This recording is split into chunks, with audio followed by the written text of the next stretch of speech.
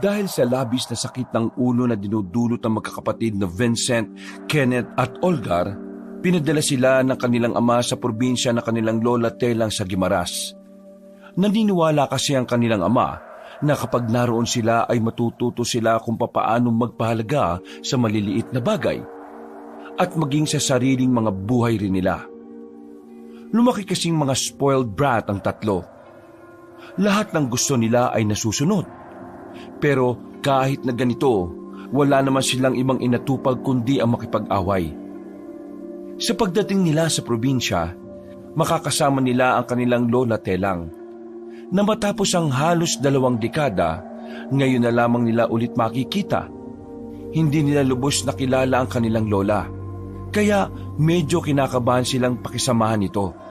Nasanay kasi sila na lahat ng tao ay sumusunod sa kanila. Sa pagsama nila sa matanda, malalaman nila ang lihim sa pustiso ni Lola Telang. Ang pustiso pala nito ay yari sa buto ng isang mabangis na aswang noon. Ang buto ng aswang na iyon ay isa palang mutya na inihalo sa paggawa ng pustiso ni Lola Telang. Nang malaman ng magkakapatid ang tungkol dito, isang tungkulin ng bigla na lamang papasanin. Kahit na ayaw nila, kailangan nilang gampanan yon dahil sila lamang ang may kakayahang makagamit ng mutya ng pustiso ni Lola. Mapagtagumpayan kaya nila ang laban na yon o matatalo sila dahil sa pandidiri sa pustiso ng kanilang Lola, na kung minsan ay sila pa ang naglilinis nito. Kabababa lang ng barko ng magkakapatid na Vincent, Kenneth at Olgar, matapos ang mahabang oras ng paglalayag sa tubig. Ngayon ay kailangan naman nilang sumakay ng bus patungo sa lugar ng kanilang lola. Kasama nila ang pinakapinagkakatiwalaang bodyguard ng kanilang ama, ang lalaking si Victor na mula nung bumiyahe sila ay hindi naman nagsasalita. Kapag tinatanong nila yon ay tumitingin lang sa kanila. Tumatango at umiiling lang tuwing sasagot sa kanila.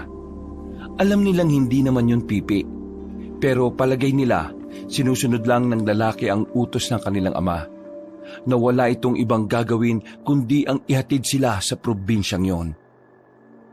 Kuya Victor, saan na tayo nito? Alam mo lang hindi sumasagot yan, tinatanong mo pa. Sumunod na lang tayo sa kanya, baka mamaya magsumbong na naman niya kay Papa. Naunang naglakad ang lalaking si Victor hanggang sa makarating na sila sa terminal ng mga bus. Sinenyasan lang sila nitong pumasok na sa loob. Walang nagawa ang magkakapatid nang isa-isa silang hilahin. Babagal-bagal pa kasi sila ng lakad. Hindi talaga tayo sasantuin ng lalaking yun Hindi ko inakala na ganyan pala nakakatakot ang bodyguard na yan ni Papa. Tingnan niyo kung makatingin parang kaya niya tayong isilid sa sako at itapon sa ilog Huwag na lang natin pansinin. Kapag nandun naman na tayo kina Lola Telang, magagawa na natin ang lahat ng gusto natin. Patawa-tawa pa ang tatlo. Kahit wala na sila sa Maynila, talagang hindi nabubura sa mga utak nila ang mga kalokohan. Tahimik lang sila sa biyahe. Nakatingin lang sila sa labas ng bintana. Hindi nila magawang magdaldalan dahil kada 10 minuto yata nililingon sila ng kanilang bantay. Hanggang sa nakatulog na nga lang ang magkakapatid at nagising lang sila ng pagsasampalin na sila ng mahina ni Victor. Sila na lang kasi ang hindi pa nakakababa. Pagsilip nila sa labas, nasa terminal na sila ulit.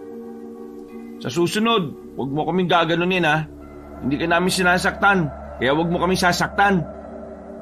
Nagalit si Vincent sa ginawa ni Victor, pero hindi man lang nagpakita ng pagkasindak ang kanilang bantay. Hinawakan nito si Vincent sa kwelyo at saka tiningnan na masama. Oo na. Ito naman, nagbibiro lang Agad din naman siyang binitiwan ng lalaki.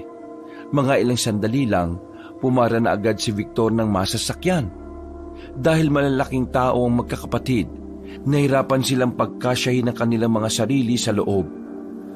Habang ang lalaki namang si Victor ay sitting pretty lang sa likuran ng driver. Bakit ba kasi ganito tong mga tricycle na to? Nakakainis, ang sikip. Hindi lang talaga tayo sanay kasi Hindi naman tayo sumasakay sa ganito noon eh. Tiisin na lang natin. Makakawala rin naman tayo sa pagbabantay ng Victor na to. Halos kalahating oras din ang itinakbo ng tricycle. Hindi nagtagal, narating na rin nila ang barangay kung saan naninirahan ng kanilang lola. Sa labas pa lang, nakikita na nilang malayong-malayo yon sa nakasanayang nilang lugar. Kahit maraming kabahayan doon, magkakalayo naman ang mga yon. Malalawak ang bakuran. Moderno na rin ang mga bahay, pero kakaunti lang ang poste ng ilaw. Hapon na noon kaya nadidiliman na sila sa lugar. Sinundan lang nila ang paglalakad ni Victor. At nagdaan lang ang 10 minuto, tumigil na rin sila sa isang bahay na katamtaman lang ang laki. Pero makikitang maganda ang disenyo at talaga namang hindi basta-basta. Ito na pala ang bahay ni Lola Telang. Kung baka Lola Telang, akala mo naman, inabutan niya. Wala ka naman nung huling nandito kami ni Kuya Vincent eh. Anong gusto mo itawag ko kay Lola Telang? Paring Telang, Bro Telang, Telang the Great, Manong Telang o Lolo Telang? Gamitin mo nga utak mo. Uy Victor, saan ka pupunta? Hindi na sila nilingon ni Victor at naglakad na rin yun palayo. Weirdo talaga ng taong yun, oh. Hidatid lang talaga tayo, ah. Wala man lang balak pumasok sa loob kasama natin. Ibig sabihin, uuwi na kaagad yun? Hindi, baka magja-jogging siya. Pinindot na ni Vincent ang doorbell. Maya-maya lang, sa halip na ang kanilang lola ang bumungad, ay isang batang lalaki ang nakita nilang nagbukas ng maliit na gate. Lola Telang, ikaw na ba yan? Aray, bakit ka ba nang babatok? Nakita mo ng bata, Lola Telang ka pa dyan. Kayo na po ba ang sutil, spoiled at walang kwentang apo ni Manang Telang? Aba, loko to ah. Oo, ubalma ka nga. Wala naman siyang sinabing mali eh. Oo, kami nga. Nasaan si Lola Telang? Nasa loob si Manang Telang. Sumunod kayo sa akin. Huminga na lang sila ng malalim. Hindi dahil sa inis sa bata, kundi dahil sa kaba. Kahit kasi alam nilang matanda na ang kanilang lola, nababahala pa rin sila sa kung paano sila nito itinatrato. Malakas kasi ang kutob nila na kinausap na ito ng kanilang ama. Pambira, wala man lang isang kasambahay. Ako lang po ang nag-iisang katiwala ni Manang Telang. At dahil ngayon nandito na po kayo, makakapagpahinga na muna ako. Uy, anong ibig mong sabihin? Hindi naman po kayo titino kapag sinabi ko eh. Sige na po, pumasok na kayo. Bata ba talaga ito? Bakit ganito ito magsalita? Nang nasa sala na sila, ay pinaupo na sila ni Kokoy. Sandaling umalis ang bata. Akala nila ay paghahandaan sila nito ng juice at tinapay. Pero bumalik lang ito na ang daladala ay 4 na baso ng tubig na hindi pa malamig. Wala ba kayong ref? Wala po eh. Kung meron man, hindi naman po ipapagamit sa inyo. Bakit ka ba ganyan kung sumagot sa amin? Parang wala kang modo ah. Napalingon silang lahat sa hagdanan nang makitang bumaba na roon ng matandang babae. Malakas-lakas pa naman ito kahit na papano. Kahit na puti na ang lahat ng buhok nito. Simple lang ang suot nito. Hindi halatang may mga anak na milyonaryo sa Maynila. Dahil ako nagsabi kay Kokoy na maging mahigpit pagdating sa inyo. Sabay-sabay silang tumayo. Kunwari ay nagbigay galang sila. Pero ang totoo, yun ang unang beses na gagawin nila yon. Magandang gabi po, Lola Telang. Ako na po yung dating bata na inaalagaan nyo. Tapos, ito naman po si Olgar, yung maliit no na hindi pa nakakalakad. Tapos, ito naman po si Kenneth. Ampun lang po yan. Uy, ano nga po pinag-aasabi mo? Siraulo ka ba? Biglang lumapit si Kokoy sa kanila na may dala namang manipis na kawayan. Pinalo sila ng bata sa mga tuhod nila. Aray, ano ba? Kapag nandito kayo sa bahay ko, ayaw na ayaw ko na mga magagaspang ang ugali. Baka akala nyo pagbibigyan ko kayo porke lola nyo ako. Kaya kayo pinadala rito ng ama ninyo ay para hindi na kayo magdulot ng problema sa Maynila. At para ako na rin ang magdidisiplina sa inyo. Tandaan nyo. Nagpakita ng nakakatakot ng ngiti ang kanilang lola. Dahil dito ay nakaramdam sila ng kaba. Kaba na kahit kailan ay hindi nila naramdaman sa kanilang ama. Tandaan nyo, nandito kayo sa bahay ko kaya kahit na anong parusa ang gusto kong ipataw sa inyo ay gagawin ko. Kaya kung gusto nyong mabuhay dito, magtino kayo. Nagkakaintindihan ba tayo? Parang mga batang tumangutango na lamang ang magkakapatid. Nawala ang mga angas nila. Parang bigla na lang naputol ang mga sungay nila na hindi kayang putulin ng kanilang tatay noon. Kakay, samahan mo na sila sa magiging kwarto nila. Maghahanda lang ako ng makakain natin ngayong hapunan. Masusunod po, Manang Telang. Nauna nang naglakad ang bata. Sumunod na lang din ng tatlo dala ang kanilang mga gamit. Buong akala nila ay maayos at maganda ang magiging silid nila. Pero pagbukas ni Kokoy ng pintuan ng silid, bumungad sa kanila ang mga nakatambak na gamit sa loob. Seryoso ba na dito kami matutulog? Kaya niyo po bang matulog ng may mga nakatambak na gamit? Malamang hindi. Tingin mo sa amin, mga daga? Kung ganon, kailangan niyong alisin ng mga gamit na nakatambak para makatulog kayo na maayos. Pambihira naman. Kami talaga? Kararating lang namin eh. Kung hindi po kayo, sino pong pwede? Ako na bata o si Manang Telang na matanda na may-ari ng bahay na ito na siyang nagpatuloy sa inyo? Hindi na talaga ako natutuwa sa batang to eh. Kapag ako nainis, babalibagin ko na to eh. Bilisyon niyo na pong magakot ng gamit.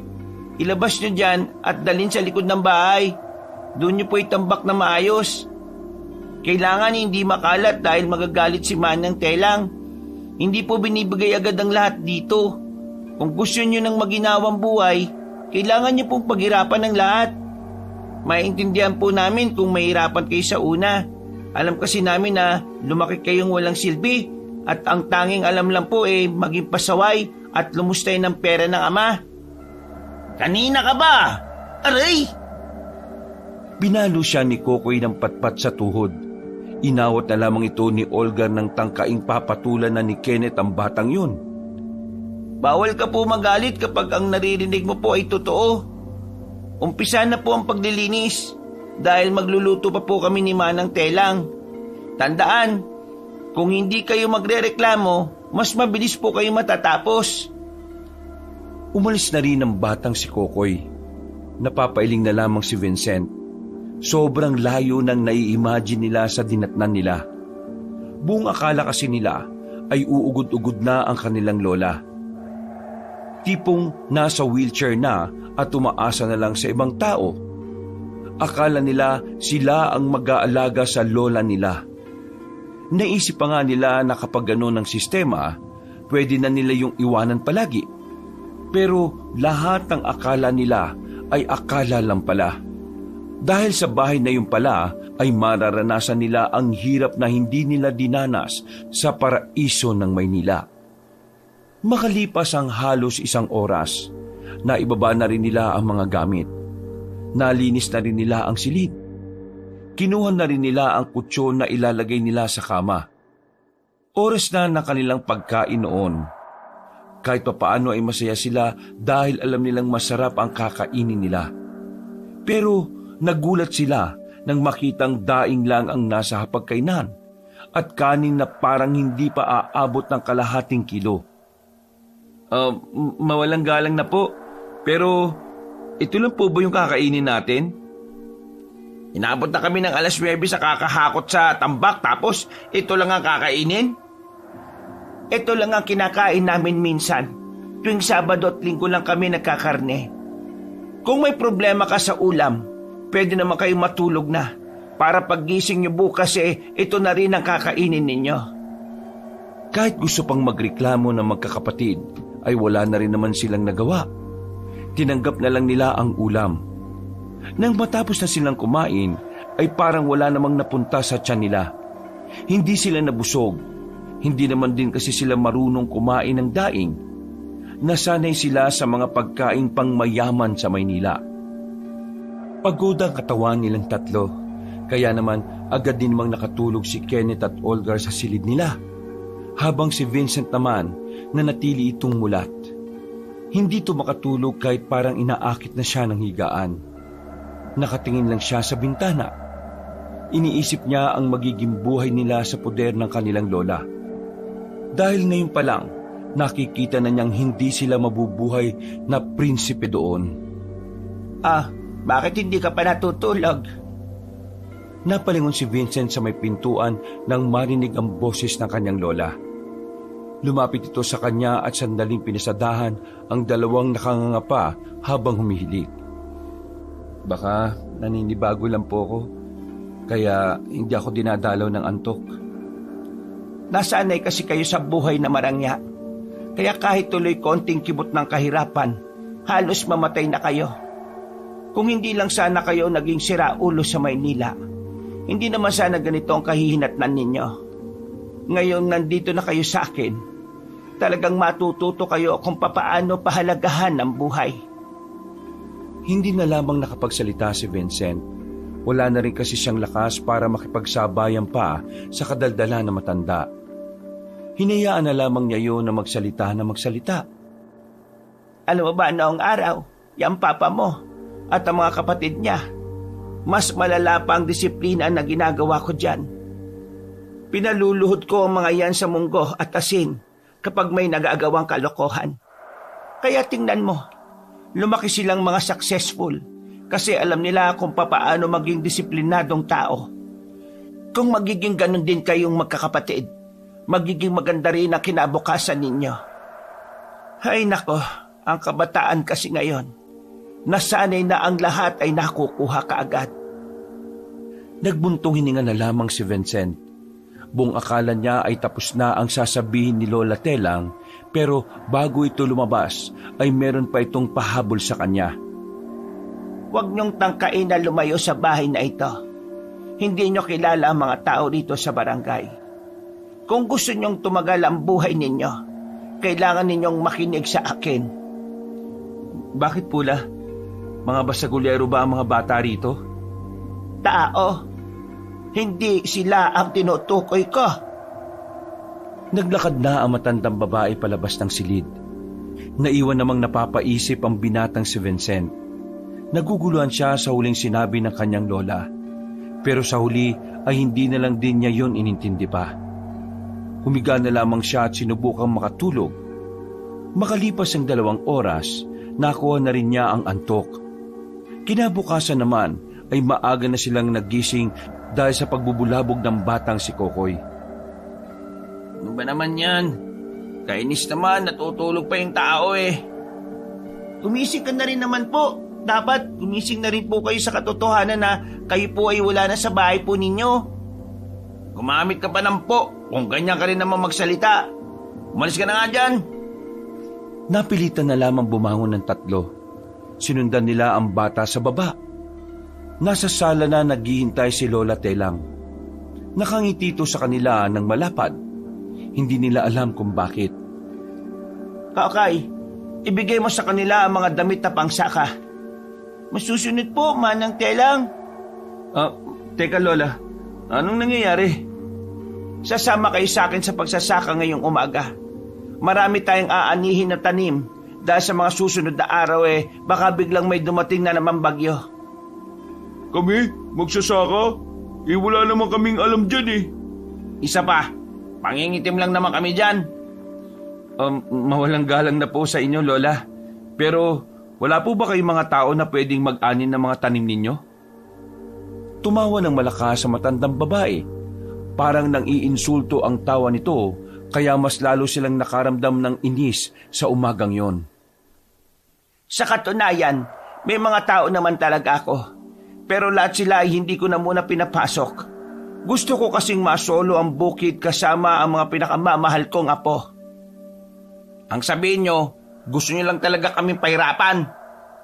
Exactly. I love your attitude. Ano nga ulit ang pangalan mo? Kenneth po pangalan niya.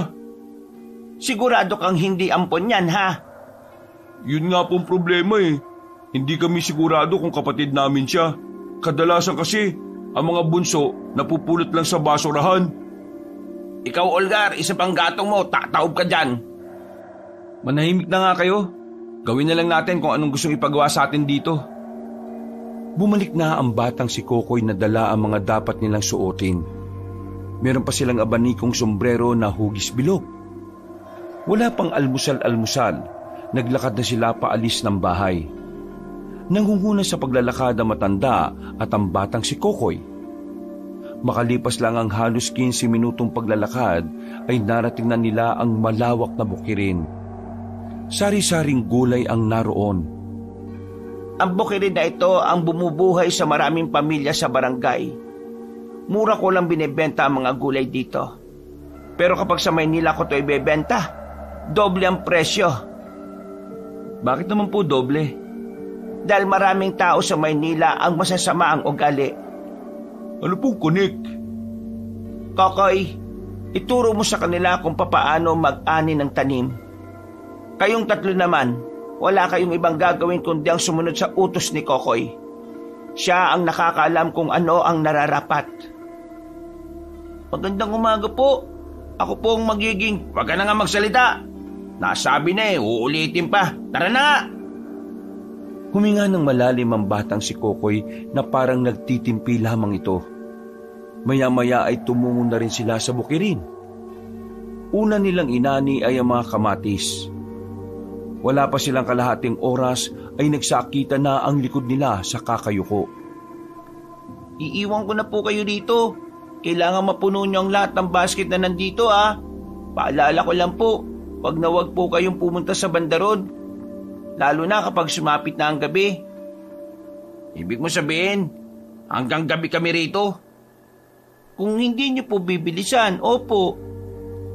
Naglakad na ang batang si Kokoy. Napapamura na lamang si Kenneth sa isip niya. Kung hirap na tayo sa unang araw pa lang, hindi ko alam kung tatagal pa tayo rito ng 1 linggo. Kailangan natin tumagal dito. Wala tayong ibang mapupuntahan kundi ito lang. Kung tumakas na lang kaya tayo, umalis tayo dito nang hindi nalalaman na matandang yun. Tingin mo, kapag tumakas tayo dito, magiging maayos din ang buhay natin? Hindi, no? Wala tayong kapera-pere. Sakyan na lang natin ang trip nila. At isa pa, baka oras na rin para tumino tayo. Maghapong nag-ani ang magkakapatid. Malapit na nilang maubos ang taniman ng mga kamatis. Isang kolum na lang ang natitira na kailangan nilang anihin. Ang kaso, unti-unti nang kumakagat ang dilim. Pagod na ang tatlo. Gutom na rin dahil kamote lang naman ang tinanghalian at miniryenta nila. Nanlalambot na ang kanilang tuhod. Parang pinagpapawisan na rin sila ng malamig. Ay, ayoko na. Pagod na ako. Nakakairita na. Saan ka naman pupunta? Uy, upo ka nga dito. Kapag umalis ka, damay-damay tayo eh. Bahala na kayo sa buhay nyo.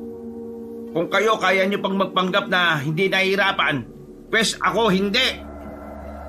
Tumayo si Kenneth at naglakad paalis.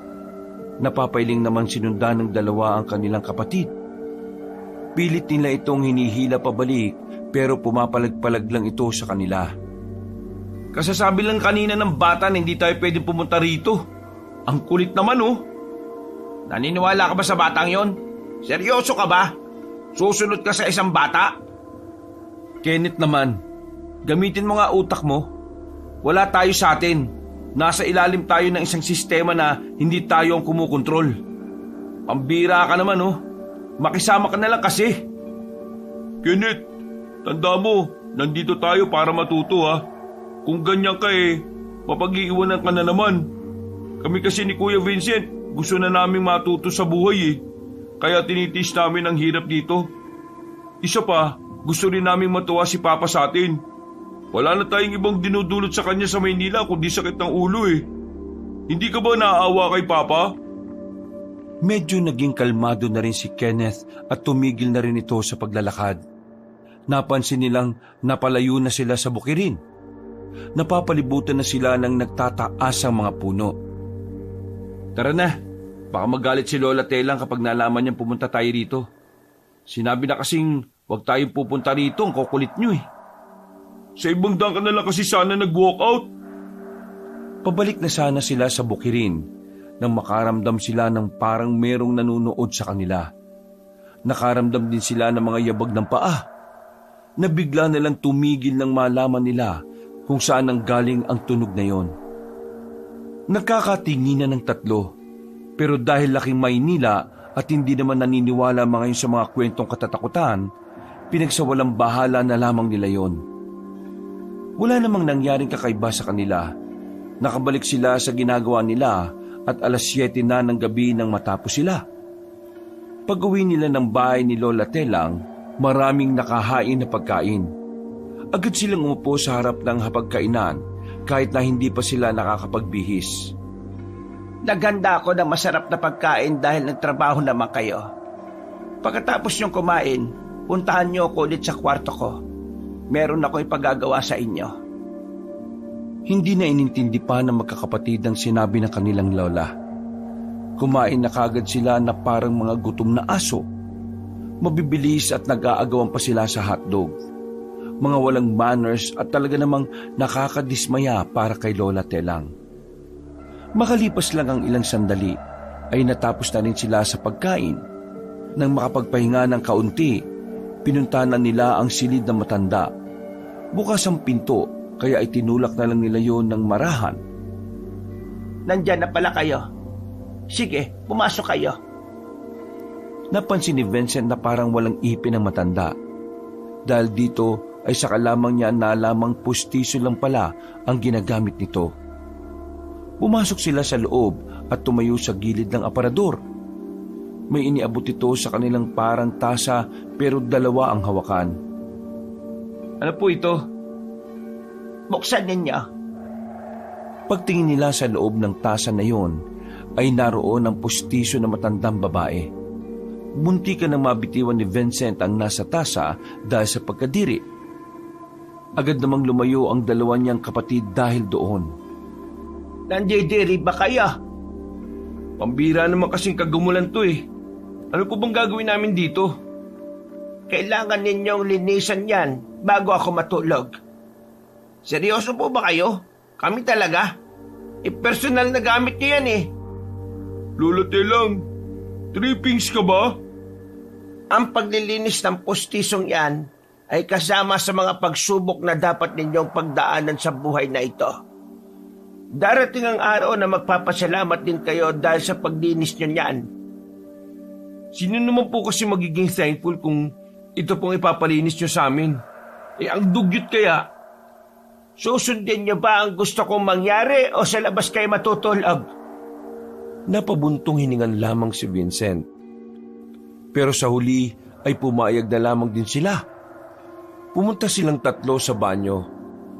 Diring-diri pa sila ng hawakan ng pustiso ni Lola Telang. Sige, sa ngayon, ako na muna maglilinis. Bukas, ikaw Olgar ha. Kenneth, ikaw naman ang susunod. Alternate lang tayo. Lang yung matandang yan, oh. Napakadugyot. Mas malala pa ugali kaysa sa atin, eh. Lumabas na nga muna kayo. Ang sikip na rito, eh. Ako na munang bahala maglinis nito. Nang mag-isa na lamang si Vincent sa banyo, pinagmasdan niya ng maigi ang pustiso. Sa hindi malamang dahilan, parang may napapansin siyang kakaiba sa pagkakagawa nito. Merong mga nakaukit na letra sa gilagid, pero hindi niya lamang mabasa dahil masyadong magkakadikit. Ayos din pala ang trip ni Lola Telang eh. Mukhang nilagyan pa ng pangalan itong pustiso niya. Gamit ang toothbrush na nasa banyo, ay maingat namang kinuskos ang pustiso. Aminado siya na kahit na may kaunting amoy ang pustiso na yon, ay mukha itong matibay. Makalipas lang ang halos 10 minuto, lumabas na rin ang banyong binata. Nasa taas ulit ang pustiso. Nadaanan niya pa sa sala si Kenneth at Olgar na patawa-tawa. Tawa pa kayo ng tawa ah. Bukas kayo naman ang gagawa nito. Napapailing na lamang si Vincent at tumakyat na rin sa itaas. Pagakbang niya sa huling baitang, nagtaka siya dahil parang naramdaman niyang umalog ang pustiso sa loob. Hindi naman niya ginagalaw ang tasa, kaya hindi niya alam kung papaanong nangyari yon. Binuksan niya sandali ang taas at sinuri ang pustiso sa loob. Wala naman siyang nakitang kakaiba, pero kapansin-pansin na iba na ang posisyon nito. Nagsalubong ang kilay niya, pero hinayaan na lamang niya. Masaya ang matandang si Telang nang maibalik na ni Vincent ang pustiso. Habang si Vincent naman ay naguguluhan pa rin kung bakit kailangan ibang tao ang maglinis ng bagay na yon. Vincent, bakit po la? May uutos pa po ba kayo? Vincent, sa inyong magkakapatid, ikaw ang nakikitaan ko ng potensyal. Potensyal po saan? Kahit na puro gulo ang dinudulot ninyo sa Maynila, mas nakikita ko na mabuti kang tao. Ho? Okay po. Ituloy mo lang yan, dahil darating ang araw na ikaw ang aasahan naming lahat. Salubong ang kilay ng binata sa sinabing yun ng kanyang lola. Naguguluhan siya at hindi talaga makuha kung ano ang nais ipahiwatig na matanda. Lumabas na lamang si Vincent doon. Hindi na lamang niya pinag-iintindi ang lola nila dahil alam naman niyang matanda na ngayon. 2 linggo ang nakalipas. Kahit na papaano ay nagiging maayos na rin naman ang pakikitungo nila sa bata at sa matanda.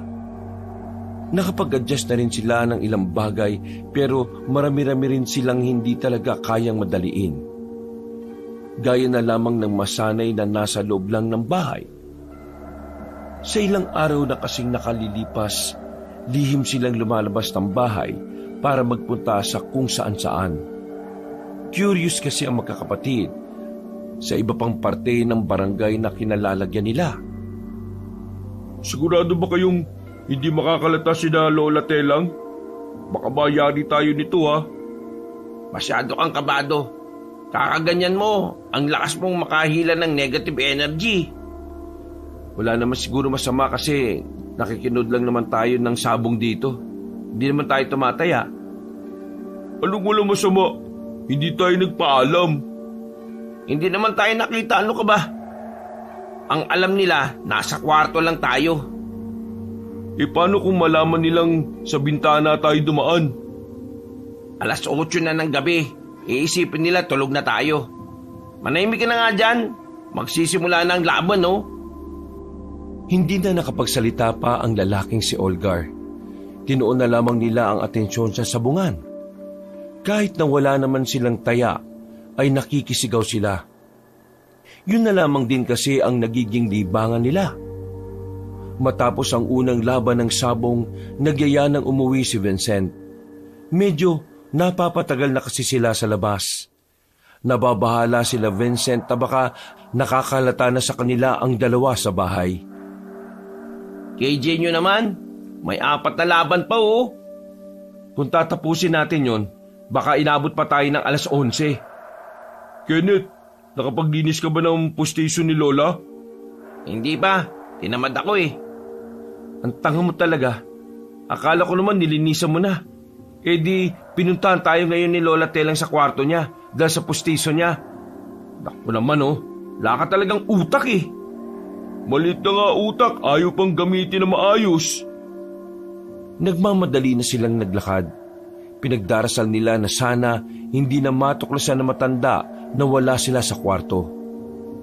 Napatigil sila nang mapagtantong iba na pala ang kanilang dinaraanan. Naliligaw na pala sila. Nakalimutan na nila ang una nilang dinaanan. Ang dami kasing mga kanto na pasikot-sikot doon. Sabi ko kasi tandaan ninyo eh. Asahan niyo pa ako sa direksyon eh. Makakalimutin nga ako. Sige dito. Sa kaliwa siguro. Diyan muna Kapag mali, balik na lang tayo.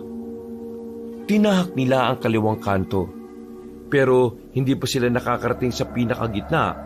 Nakita na nilang may nakaharang na katawan ng puno sa daan. Kaya naman agad silang bumalik at dumaan naman sa kanan na kanto. Nakahinga na sila ng maluwag nang mapagtanto na doon pala sila dumaan nung una. Medyo naninibago sila sa mga sandaling yon dahil wala pa silang kasabay. Aminadong takot sa hindi maalamang dahilan. Napakatahimik naman dito. Parang nakakatakot. Laki mong tao, takot ka. May ilaw naman oh. Napakaduwag mo talaga. Tingnan mo kasi, parang may nakatingin sa atin eh.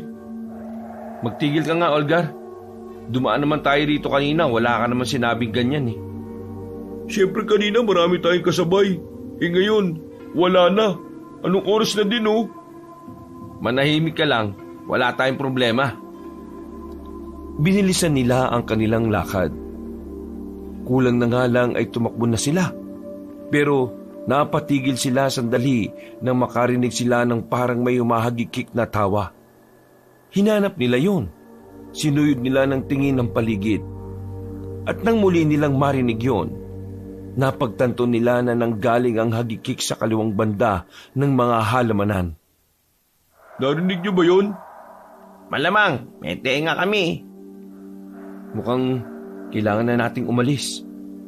Ano muna yun? Wisit ka. Di hanapin mo.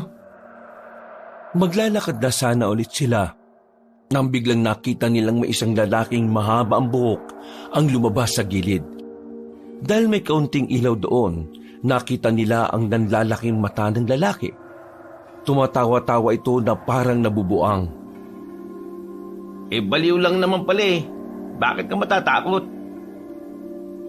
Nakahinga sila ng maluwag dahil akala nila pangkaraniwang tao lamang yon na wala sa sarili.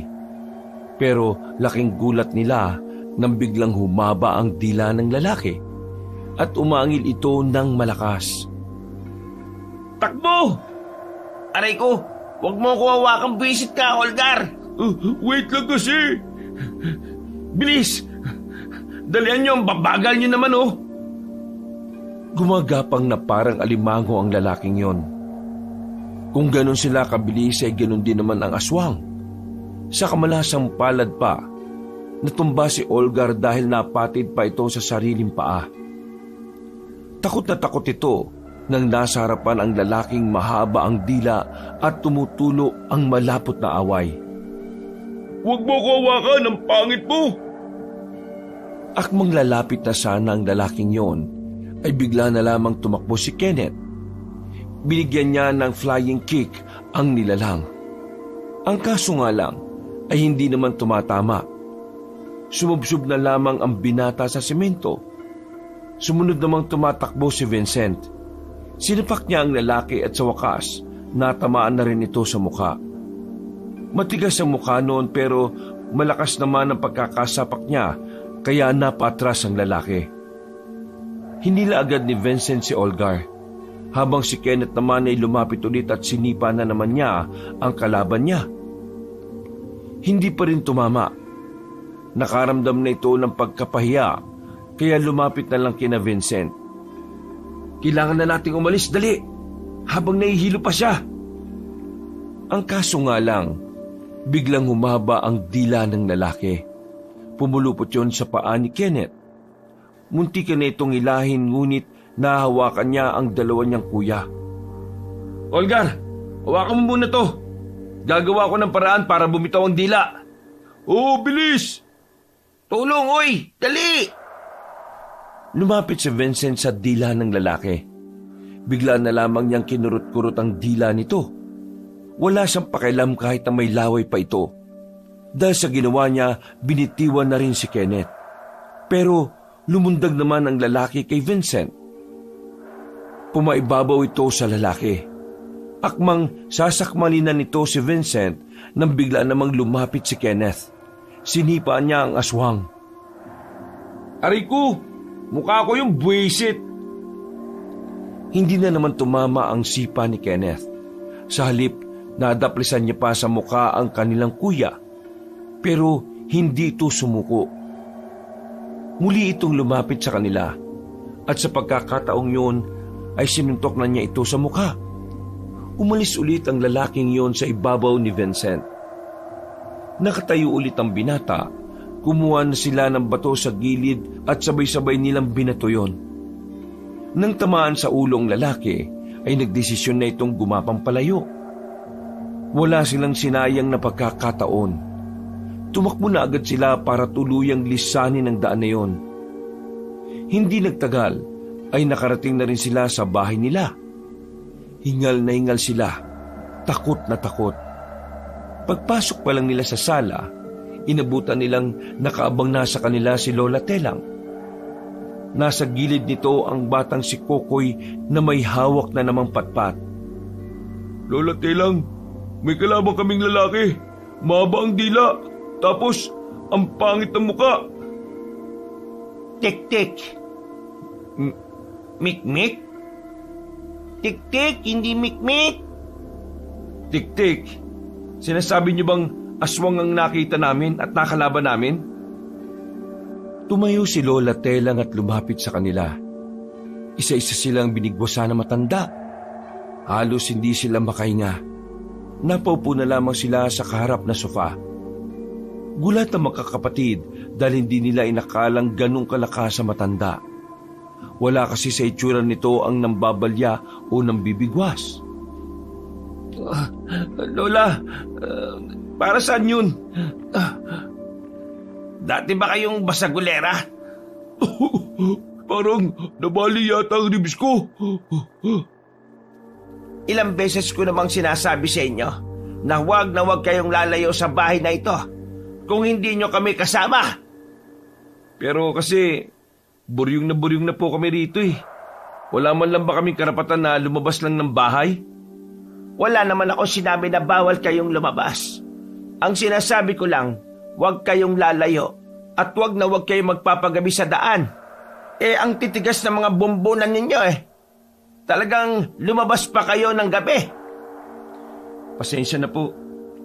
Nawili lang naman kaming manood sa sabong eh. Hindi naman namin inakala na mangyayari yon. Gusto lang naman naming lumabas para malibang kami. Sawang-sawa na kami sa mga pagbumuka namin eh. Pero, Lola Telang, anong klaseng tao ba talaga yung nakalaban namin? Humahaba ang dila niya tapos ang pangit po ng mukha niya. Dilat na dilat siya. Isang mababang uri ng aswang. Pero para sa mga katulad ninyong magmang sa mga ganitong bagay, ay napakadelikado nila. Tik-tik, di totoo talagang may aswang. Sino ba nagsabing hindi totoo? Ngayon lang naman kasi may nagsabi sa aming totoo ang aswang eh. Kasi nga ang titigas sa mga ulo ninyo. Kokoy, ikaw na magpaliwanag sa mga ito. Na high blood ako, baka mabalian ko ng buto mga yan. Naglakad naman si Kokoy sa harapan nila. Tumayo ito na parang isang leader ng samahan na nakataas pa ang noo. Lingid sa kalaman ng lahat na ang probinsyang ito ay pinamumugaran ng aswang. Ang mga aswang na yon ay nakatakas sa kulungan noong panahon pa ng Kastila. Ang mga aswang na yon nagkaroon ng kakayahan na makapagparami. Kaya ngayon, nagiging problema sila ng mga antingero at manunugis. Ang antingero at manunugis ay ang mga taong lumalaban sa mga aswang. Sila ang pumapas lang sa mga yon. Pero ngayon, hindi pa ganun kalala ang ginagawa ng mga aswang. Natatakot pa silang magpakita at lumitaw dahil na rin sa banta sa buhay nila. Pero sa oras na dumating ang araw na lumakas ang pinuno nila, darating na rin ang araw na muli silang babalik para magasik na kasamaan. Kaya nga pinagbabawalan ko kayong umalis. Kasi hanggat hindi pa nahuhuli ang mga aswang na yan, delikado pa rin kayo. Lalo na't isa ako sa mga target na mga yan. Bakit naman po? Ano po bang ginawa niyo kasalanan sa kanila? Dahil si Lola Telang ang... Sagot ka naman ang sagot eh. Hindi naman ikaw ang kausap eh. Hayaan mo si Kokoy. Ama niya ang laging kasama ko noon kaya marami na siyang alam tungkol sa akin. Sige na Kokoy, ituloy mo na ang sasabihin mo. Ang dahilan kung bakit puntirya ng mga aswang si Lola Telang ay dahil siya ang dating pinuno ng mga antingero dito sa Guimaras. Ano? Inggitero? Antingero, ano bang meron sa tenga mo ha? Noong kadalagaan pa ni Lola Telang, isa siya sa mabagsik na antingero rito. Pinaslang niya ang maraming aswang pero marami din ang nakatakas. Kaya mula noon, kinatakutan na siya ng mga aswang. Hanggang sa dumating na lang ang araw na kailangan na rin niyang magretiro at ito na lamang ang atensyon sa pamilya. Lola Telang, alam ba ito ni Papa at ng mga kapatid ko? Oo, alam nila ang tungkol dito. Yun nga ang dahilan kung bakit mas pinili ko sa Maynila na sila tumira. Dahil kapag naririto sila, siguradong mapapahamak sila. Naiwanan ako rito kasama ang lolo ninyo. Pero dumating din ang puntong ako na lang ang mag-isa dahil namatay na sa sakit si Pedro. Mula noon, hindi na ako binalikan pa ng mga anak ko rito. Pero hindi ba kayo natatakot na baka puntahan nila kayo rito? Nababahala rin naman ako. Pero sanay na ako. Kung sakali man lumapit sila rito, kakayanin naman namin silang dalawa ni Kokoy. Buhay pa rin naman ang sama na itinatag ko na handang tulungan ako sa oras ng mga nibang buhay ko. Pambihira naman. Akala ko, kailangan lang naming matuto rito sa kahalagaan ng buhay. Tapos ngayon, may mga aswang nang sumama sa usapan. Tingin ko, kailangan na naming umuwi ng Maynila. Delikado na rito. Nag-usap na kami ng ama ninyo. Hindi kayo uuwi. Ha? Anong hindi kami uuwi? Kita nyo na ngang may mga kakaibang nilalang dito na pwedeng makapahamak sa amin eh. Gusto nyo pa rin nandito kami? Seryoso ba ito? Huminga ng malalim ang matandang babae. Handa na nitong sabihin sa magkakapatid ang tunay na pakay niya sa kanila.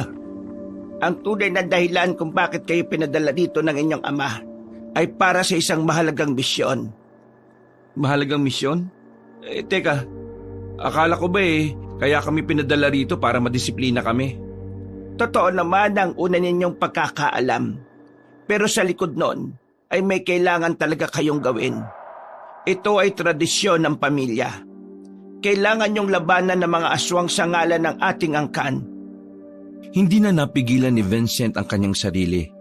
Tumayo ito dahil hindi niya nagustuhan ang sinabi sa kanila ng kanilang Lola Telang. So pinapuntan niyo kami rito para gawing panlaban sa mga aswang? Naririnig niyo ba ang sinasabi ninyo? Kaya ba ganitong trato niyo sa amin? Kasi ang tingin niyo sa amin mga walang kwentang tao? Na okay lang na ilaban sa lintik na aswang na yon? Kasi wala namang silbi ang mga buhay namin? Na okay lang mamatay kami kasi wala namang kaming matinong ambag sa sinasabi niyong angkan? Isang malakas na sampal ang natanggap ni Vincent nung mga sandaling yon. Mahilo-hilo siya sa sampal ng kanyang lola. Tingin mo ba hahayaan ko lang kayong mamatay? Hindi ako tanga para isa lang kayo sa isang laban na alam kong wala namang kayong magagawa. Hindi pa rin tama na kami ang isasalang ninyo. Marami namang iba dyan O kaya, bakit hindi na lang ikaw? Tutal, malakas ka namang manampal Isa sa inyo ang itinakda na gagamit ng mutya. Wait. Ngayon isa na sa amin ang itinakda. Huwag naman po kayong gumawa ng kwento para lang mapilit kami. Hindi ito imbentong kwento. Ang sinasabi ko sa inyo ay nakatakda ng mangyari wala pa kayo sa mundong ito. Kayo ang nasa propesiya ng angkan natin. Biglang lumapit ang batang si Kokoy at ibinigay sa kanila ang malaking libro. Pagtingin nila sa 50 pahina, nakita nila ang imahe ng 3 lalaki. Nabasa rin nila na ang 3 magkakapatid na lalaki sa 7th henerasyon ng kanilang angkan ang magmamay-ari ng pinakamalakas na mutya. Ang mutya na siyang tatalo ng tuluyan sa mga aswang. Bakit ba kasi hindi niyo pa pinatay lahat ng mga aswang noon? Talagang kami pa ang hinintay niyo Dahil ang mutya na makapapatay sa kanila ay wala na sa aming mga kakayahan gamitin yon. Kaya naman ang kapalaran ng ating angkan at ng buong Iloilo ay ipinaubayan na lang namin sa kami ng 3 tagapagmana ng mutya. Isa sa inyo ang magiging sentro na tagapangalaga at ang 2 naman ang magiging taga-suporta. hindi kayo pinipilit. Pero isipin nyo na lang na wala kayong gagawin kahit nasa alanganin ng mga tao. Wow hindi pinipilit pero kung makapagsalita kang bata ka, para mo na rin kami kinokonsensya eh. Pwede naman kayong tumanggi. Pero kung tatanggi kayo, para na rin ninyong sinabi na wala talagang direksyon ng mga buhay ninyo. Kung sa Maynila, mga pasaway kayo, bakit hindi kayo bumawi at maging matino na kayong tao dito? Matinong tao? Paano? Sa pakikipaglaban sa mga aswang na yan? At kapag kami ang namatay, ano mangyayari? May magagawa ka ba? At least, matino kayong namatay. Abat sira ulo pala talaga tong batang to Tama na ang pagtatalo. Kung talagang ayaw niyong tumulong, hindi ko na kayo pipilitin. Pinapunta ko lang naman kayo rito dahil gusto kong magbakasakali. Dahil kayo na lang naman ang pag-asa ko. Pero kung talagang ayaw ninyo, hindi ko na ipipilit pa. Kunin nyo na ang mga gamit nyo at tatawagan ko naman ang kakilala kung pwedeng magatid sa inyo paalis ngayon din. Hindi na. Kami ang aalis ng kusa. Niloko at balak nyo lang kaming gamitin para sa pansarili nyong interes Tapos, parang kayo pang may ganang magalit ngayon. Hindi pansariling interes ang sinasabi ni Manang. Ay naku, manahimik ang bata ka! Kailan ka ba makakaintindi na kapag hindi ka kinakausap, huwag ka magsasalita? Hindi ka dapat nakikisali sa usapan na matatanda. Mahirap pa yon. Biglang lumapit si Lola Telang kay Kenneth sa kasinampal na malakas ang binata. Gulat na gulat ito nang napasubsob pa sa sofa. Kung ayaw niyo'y umalis na kayo. Hindi yung sinisigawan mo ang kaya sa isang taong pinagkakatiwalaan ko. Talaga, aalis kami rito. Nauna nang umakyat sa taas si Kenneth para mag-impake. Sumunod naman si Olgar. Bakit naman kasi hindi nyo naman sinabi kaagad? Para naman nakapag-isip muna kami. Biniglaan nyo kami. Dahil lang sabi ng papa nyo, ay malabo naman kayong pumayag kapag sinabi namin kaagad. Baka pinagtawanan nyo lang kami. Kesa naman ganito. Tingnan nyo yung dalawang kapatid ko. Galit sila. Pakiramdam nila gagawin nyo lang kaming tau-tauhan dito. Hindi yun ganon. Ganon yun. Mawalang galang na Lola Telang pero hindi ko talaga matanggap na dahil mga pariwara ang buhay namin ipipilit nyo kaming ilaban sa mga nilalang na ngayon lang naman namin nakadaupang palad. Nakakadismaya lang talaga Pagalit ding umalis ang binatang si Vincent. Nag-impake na rin siya ng kanyang mga gamit. Dahil sa kanilang inis, ayaw na nilang hintayin pa ang magsusundo at maghahatid sa kanila. Total, may pera namang pinadala sa kanila noong nakaraan mula sa kanilang ama. Pagbaba nila ng sala, naroon pa rin si Lola Telang at Kokoy. Wala silang sinasabi na kahit na ano, nakatingin lang sa kanila. Maraming salamat sa pagpapatuloy. Hanggang dito na lang siguro yung pananatili namin. At maraming salamat dahil kahit papano natuto kami sa buhay. Kahit balak nyo lang naman kaming lokohin. Lola Telang, mabuti po kayong tao. Sana sa susunod, kahit na mga wala kaming kwentang tao, sana bigyan nyo rin naman po ng halaga ang mga opinyon namin. Kasi kahit napasaway kami, mga tao rin naman po kami. O sige na po, aalis na kami. Hindi na nagsalita pang matanda at hinayaan na lamang silang makalabas ng gate. Dala ang kani-kanilang maleta, naglakad sila patungo sa sakayan ng tricycle. Pagdating nila sa terminal, isang tricycle na lamang ang naroon. Palapit na sana sila nang biglang may mga dumating na grupo na kabataan. Sumakay ang mga yun sa tricycle kaya wala na rin silang masasakyan.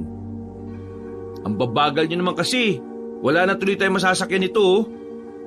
Tanong mo nga kung anong oras pa magkakaroon ng tricycle dito. Bili ka na rin ng tubig, nauuhaw ako. Kung makautos naman ito, mas matanda ka sa akin. Diyos ko naman pag-aawayan pa ba yan? Sige na, bumili ka na. Masama ang tingin ni Olgar nang sundin na lamang nito ang utos ni Kenneth. Ikaw naman kasi, gumalang ka nga, mas matanda pa rin sa'yo yun. Nakakainis kasi, nakakawala ng gana itong mga nangyayari sa atin. Kahit di naman ako naiinis Kung kailan naman medyo napapalapit na tayo kay Lola, saka pa natin malalaman to. Pero ano kaya yung sinasabi ni Lola Telang na Mutya, no? Yung ano yata yun eh.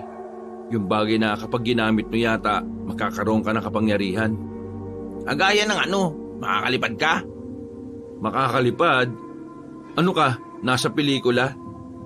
Aswang nga, totoo eh. Yan pa kaya? Ilang sandali lang ay nakabalik na rin ang lalaking si Olgar. May dala na itong 3 tubig at binigyan naman sila ng tig-iisa. Ang sabi sa akin ng manong na yun, mamayang 4:00 pa raw ng umaga makakaroon ng masasakyan dito. Uling biyahe na raw yung kanina eh. Ay siya, pambihira naman talaga oh. Wala na tayong masasakyan? Ano, jeep ba kayo? Lakadin natin hanggang sa terminal naman ng bus. Wala naman tayong choice eh. Tara na. Bitbit ang kanilang maleta na kinakaladkad. Naglakad sila sa gilid ng kalsada. Tingin kasi nila ay kaya naman nilang lakarin yon kahit na medyo malayo-layo. Nasanay na rin kasi sila sa paglalakad ng malayo nung gala pa sila sa buong Maynila. Halos magkakalahating oras na ang nakalipas. Habang tumatagal, padilim na ng padilim ang kanilang nadaraanan. Paunti na rin kasi ng paunti ang mga poste ng ilaw at ang ilan ay kukurap-kurap pa. Natigil na rin ang kanilang kwentuhan dahil hindi na rin maganda ang nararamdaman nila. Parang pakiramdam kasi nila ay merong nakatingin sa gilid-gilid. Mas binilisan pa nila ang kanilang paglalakad. Medyo malayo-layo pa rin kasi sila kahit na parang ang tagal na nilang naglalakad. Nakalagpas sila sa madilim na parte ng daan. Kaya akala nila ay makakahinga na sila ng maluwag.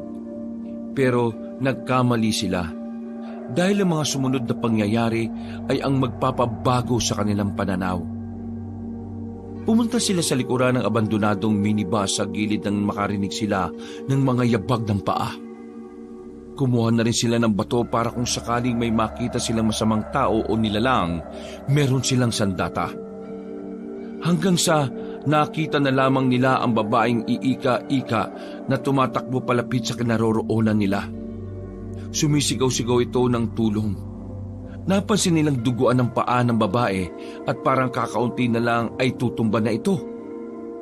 Tutulungan sana nila ang babae pero nang lalabas na sana sila, natanaw naman nila ang isang aswang na gumagapang. Mabilis itong nakalapit sa babae. Nilapa ng aswang ang babae nang parang kumakain lang ito ng normal na pagkain. Dahil naman sa pagkagulat, walang nagawa ang 3 lalaki. Ang mga hawak nilang bato ay nabitiwan na lamang nila dahil sa takot at kaba. Ngayon lang sila nakakita ng taong unti-unting pinapatay. Ng taong nilalapa ng isang mabangis na nilalang. Hindi lang ni Vincent ang 2 niyang kapatid pabalik sa pinagtataguan nila. Sa mga sandaling ito, ang tapang na lagi nilang nagagamit noong nasa Maynila sila ay hindi nila magawang magamit. Para silang tinanggalan ng pangil. Hindi na nila pinanood pa ang ginagawa ng aswang sa babae.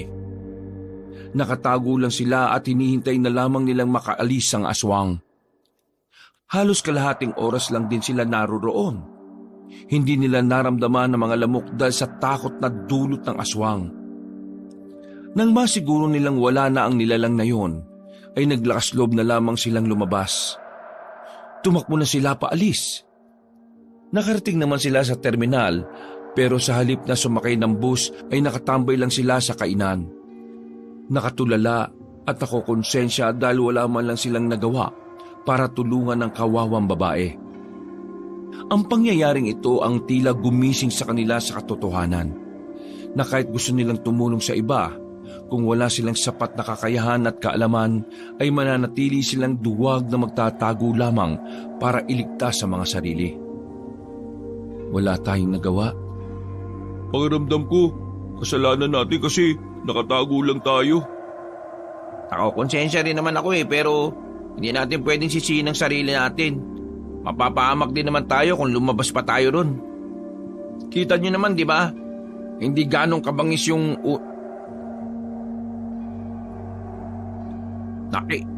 Kita nyo naman, di ba?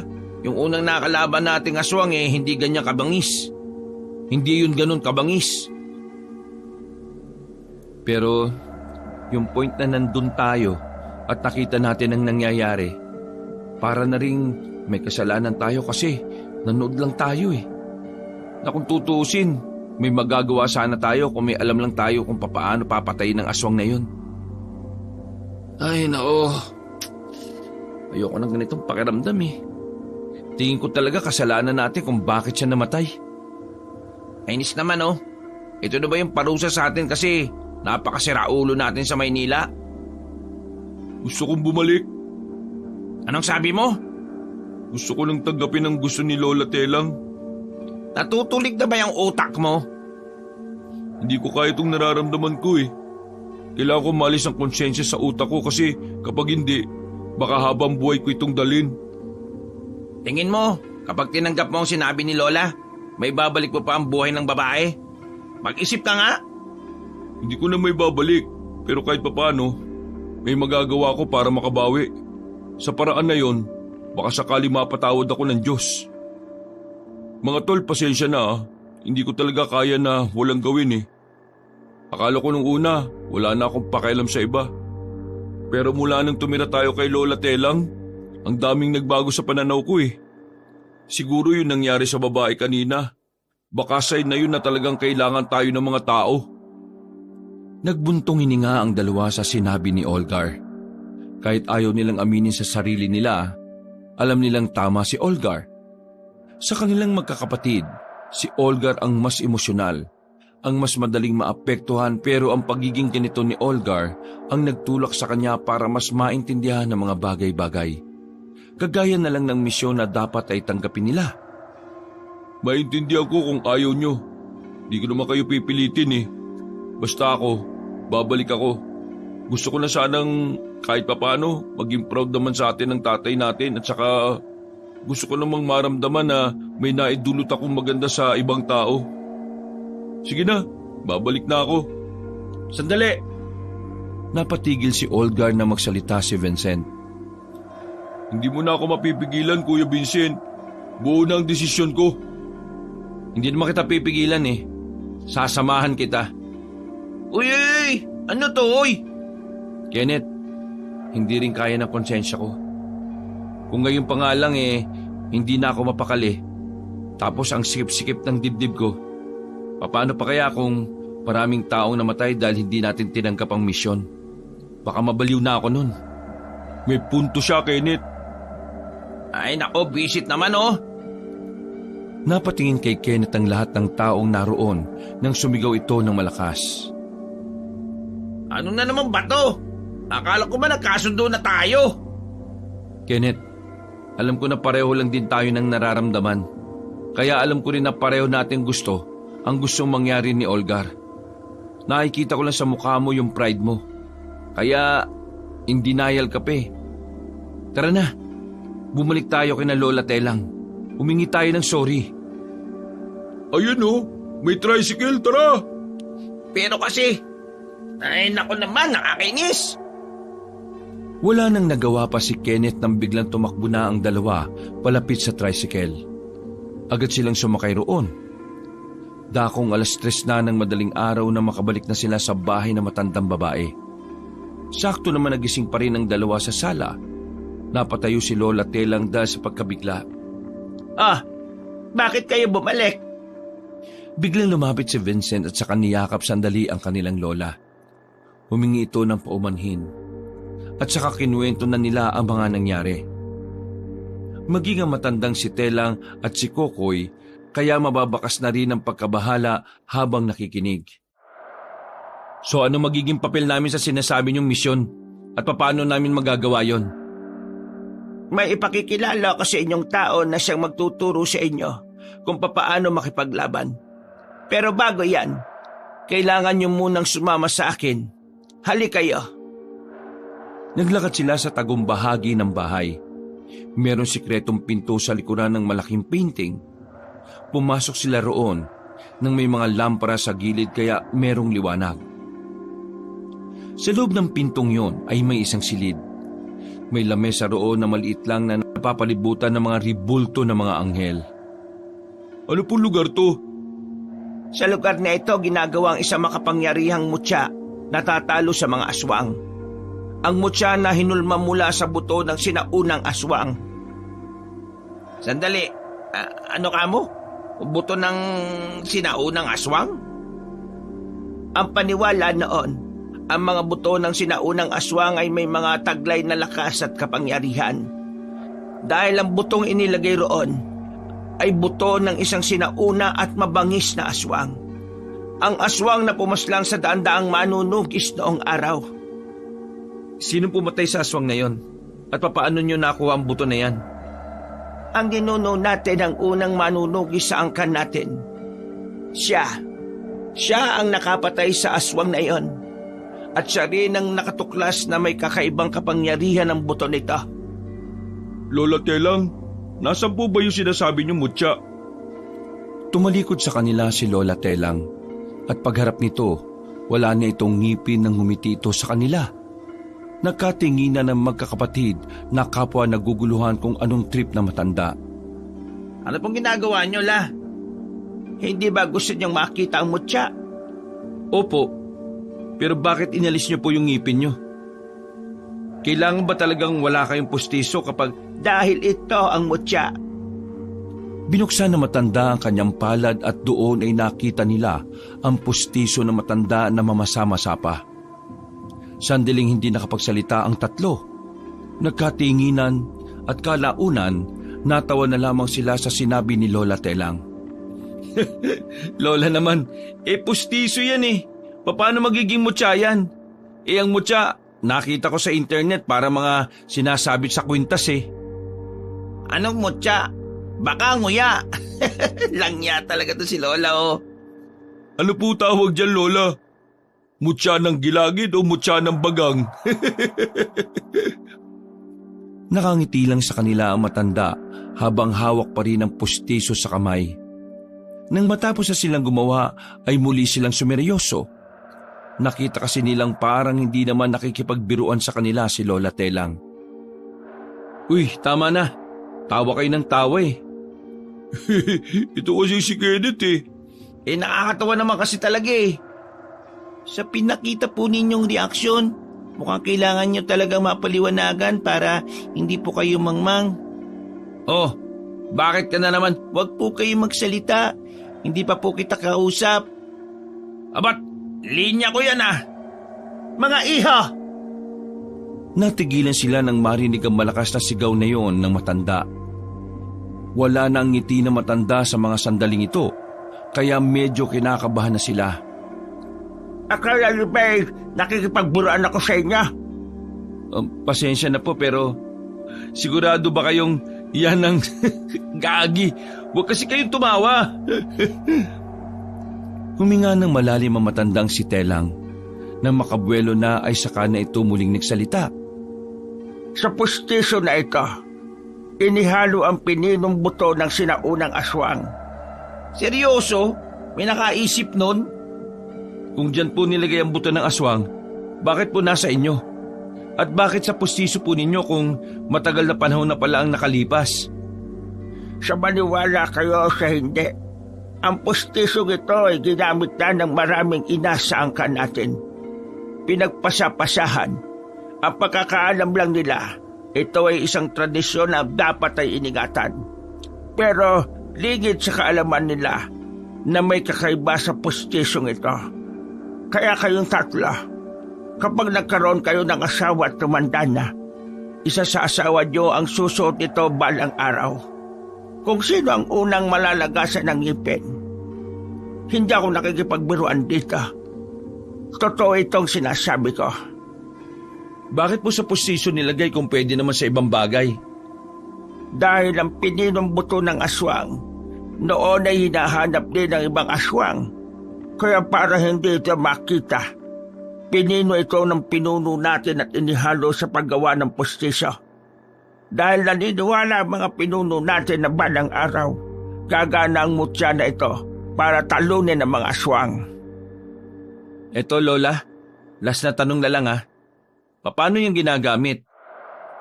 Biglang ngumiti ng malapad na matanda.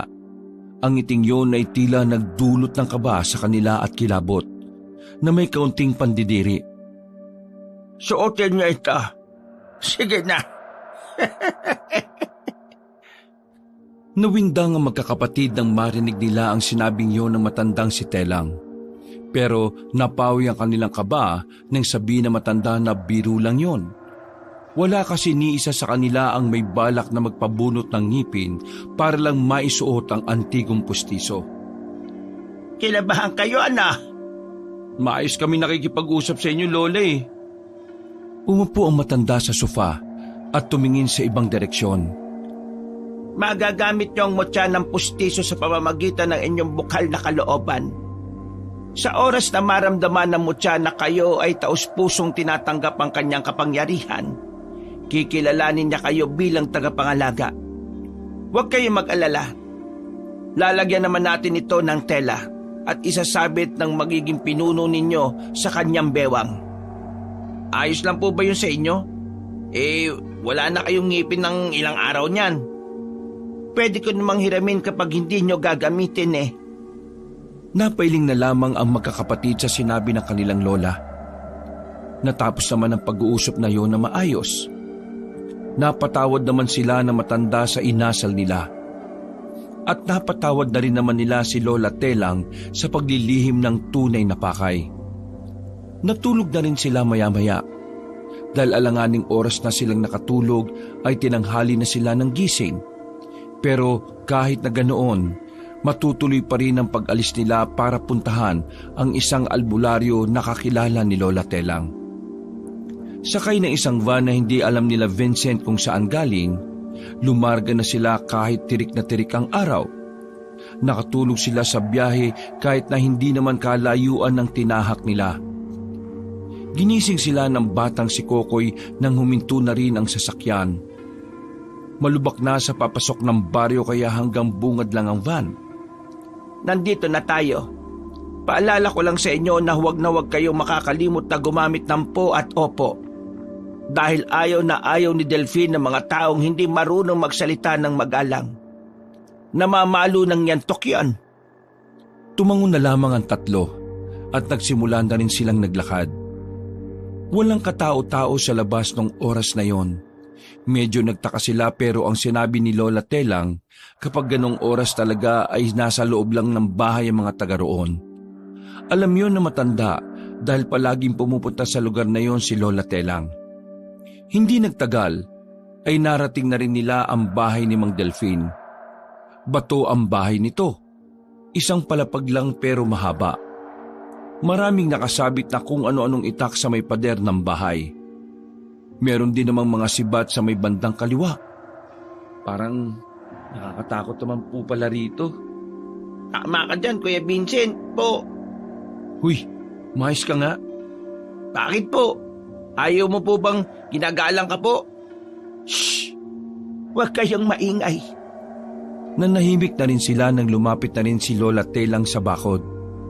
Kinalembang na matanda ang maliit na bell na nakasabit sa gilid ng gate na kahoy. Delphine! Delphine!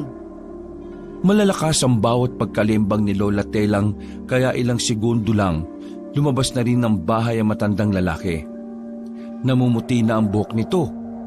Medyo kulubot na rin ang balat nito sa muka. Napangiti agad na matandang si Delphine nang makita si Lola Telang. Lola Telang, how are you? I'm fine, but how about you? Well, still the same, just like before. I'm always lonely. Sometimes I talk to God and ask Him favor. Lord, can you please give the peace I want? Because I want to rest. Oh, don't say that. You still have a mission here, so don't leave. Bakit ba sila nag-i-English? Lang yan naman oh. Di ako magaling sa ganyan eh. Pinag-aral kasi tayo ni Papa. Puro tayo bulakbul eh. Kayo kumausap dyan ha. Baala kayo dyan. By the way, my grandsons. Boys, this is Delphine, my best friend since birth. Kinagagala ko kayo makilala. Ay, walang yan naman oh. Nagtatagalog naman pala kayo eh. Bakit kayo nag-i-Inglesan? Muntik nang habulyusin ni Mang Delfin ng yantok ang binata kung hindi lang yon napigil ni Lola Telang. Ay, sorry po. Nawindang lang po. Lola, bakit naman po kasi kayo nag-uusap ng English? Ganon talaga kami kapag nakikita kami. Trip lang namin. Aba, ayos din po pala Lola. May nalalaman ka na pong trip-trip niyan ha. Ano ba ang pakay nyo rito? Sigurado naman ako na hindi kayo pupunta rito para lang makipag-Englishan sa akin. Bago ko sabihin sa iyo ang pakay namin, pwede mo ba kami papasukin muna sa loob? Ay, sige. Pumasok muna kayo. Pinagtimplahan sila na matandang si Delfin ng kape na may halong nilagang luya. Halos masuka-suka ang makakapatid pero tiniis na lamang nila yon. Hindi naman na nagpaligoy-ligoy pa ang kanilang lola. Agad nitong sinabi ang kailangan nila kay Delfin. Sila ang mga tagapangalaga ng mutya ng pustiso.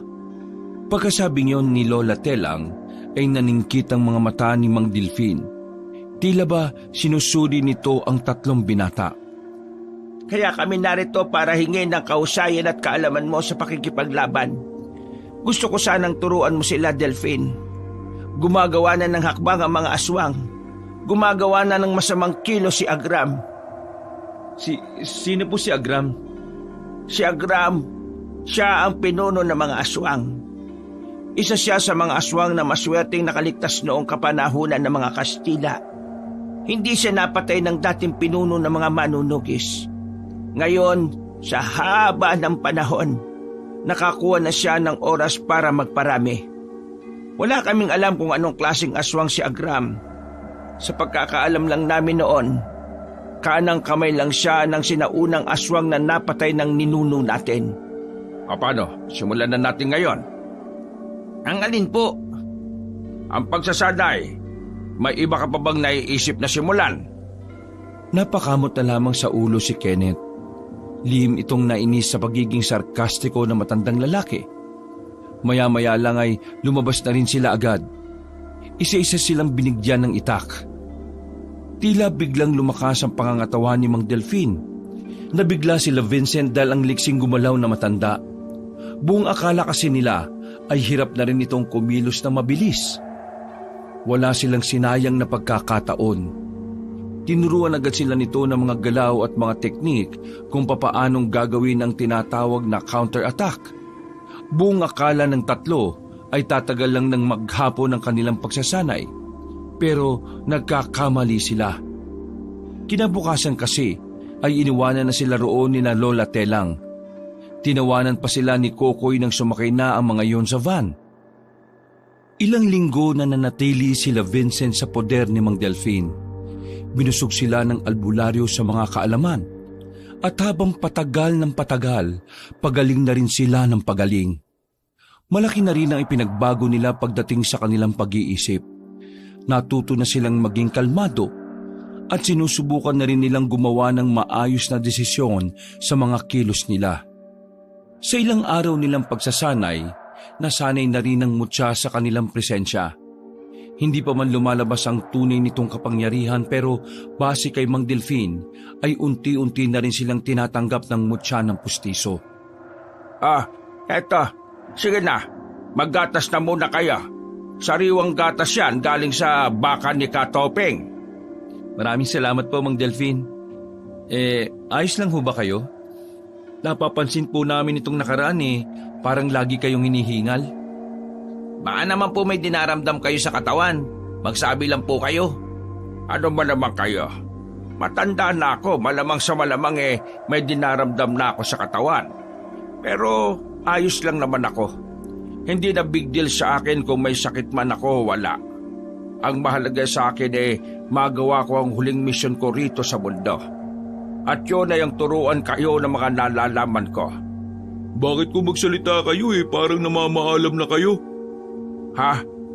Ganun ba ang dating sa inyo? Baka nga siguro ganon. Kung sakali bang mamaalam ako masaya akong aalis. Alam niyo kung bakit? Makakasama ko na rin ang asawa ko. Alam kong matagal na niya akong hinihintay sa langit. Malapad ang ngiti ni Mang Delfin habang nakatingala. Napapangiti na lang din si Vincent. Kahit sa maikling panahon pa lang nilang nakilala ang matandang albularyo, kahit na papano ay napalapit na rin sila rito. Kaya kapag masaya ang matanda, natutuwa na lang din sila. Ngayon na ang huling araw ninyo rito. Mamaya lang darating na rin ang lola ninyo. Speaking of the devil, ayan na siya oh. Napatayo sila sa kinauupuan nila nang makitang naglalakad na papalapit sa kanila ang matandang si Telang. Kamusta na kayo rito? Ayos naman po. Marami na po kaming natutunan. Mabuti naman kung ganon. Delphine, maraming salamat sa tulong mo. Inihanda mo sa laban ng mga apo ko. Huwag ka mag-alala. Sa susunod na pupunta ako rito, dadalang kita ng pinakamasarap na lambanog. Ay nako, maganda yung sinabi mo, Telang. Mang Delphine, maraming salamat sa mga itinuro niyo sa amin ha. Pinapangako po namin na ipapanalo namin ang laban. Para sa inyo, para sa mga tao, para sa kapayapaan. Hindi ako nagkamali na nagsayang ako ng oras sa inyo. Ngayon pa lang, nararamdaman ko na ang nag-aanab na tapag ninyo. Ipagdarasal ko ang inyong kaligtasan. Kampante akong mananalo kayo dahil itinuro ko na sa inyo ang lahat ng dapat nyong malaman. Lagi nyo lang tatandaan na kailangan nyo magtiwala sa mga sarili ninyo. Dahil ang mutya ng pustiso ay mas gagana kapag nararamdaman niyang buo ang inyong loob. Tatandaan po namin ang tinuro nyo. Maraming salamat po ulit. Naglakad na rin sila palayo. Kumakaway-kaway pa si Mang Delphine.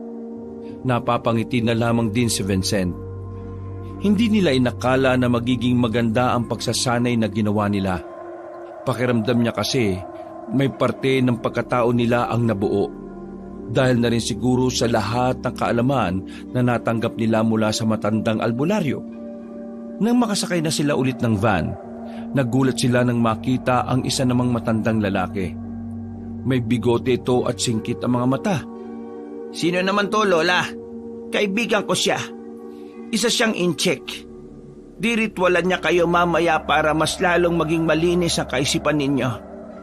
Epektibo ang ginagawa niya lalo na sa mga katulad niyong ngayon lang nagkaroon ng ideya sa mga aswang. Kaibigan, magpakilala ka sa mga apo ko.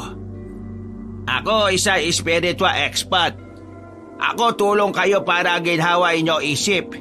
Ako tawag nyo na lang Mr. Pang He. Oh? Seryoso? Bakit? Ano problema? Ang panghi ng pangalan mo eh. Panghi ang aking pangalan. Ano ba problema? Wala naman. Ang ganda ng pangalan mo eh. Uy, para kang timang. Kenneth, nakaalis ka lang kay Delphine, bumalik na naman yung katarantaduhan mo ha? Akin di alam ano inyo usapan. Basta ako mamaya, ritual kayo sakin. Lagot kayo sakin. Nahinto ang tawa ni Kenneth sa kanilang narinig. Nang makarating na sila sa bahay ng incheck na si Mr. Pang He, pinapasok na rin sila sa loob. Pinahiga sila sa tigi-isang lamesa. May kung anong matulis na bagay ang tinusok sa leeg nila, kaya maya-maya lang din ay nawalan na sila ng malay. Nagising lang sila na tapos na ang ritual. Magaan ang pakiramdam nilang lahat, pero pagbangon nila, biglang sumakit ang sikmura nilang tatlo. Ayon kay Lola Telang, normal lang daw yun dahil habang tulog sila, pinapalo sila ng kahoy sa tiyan.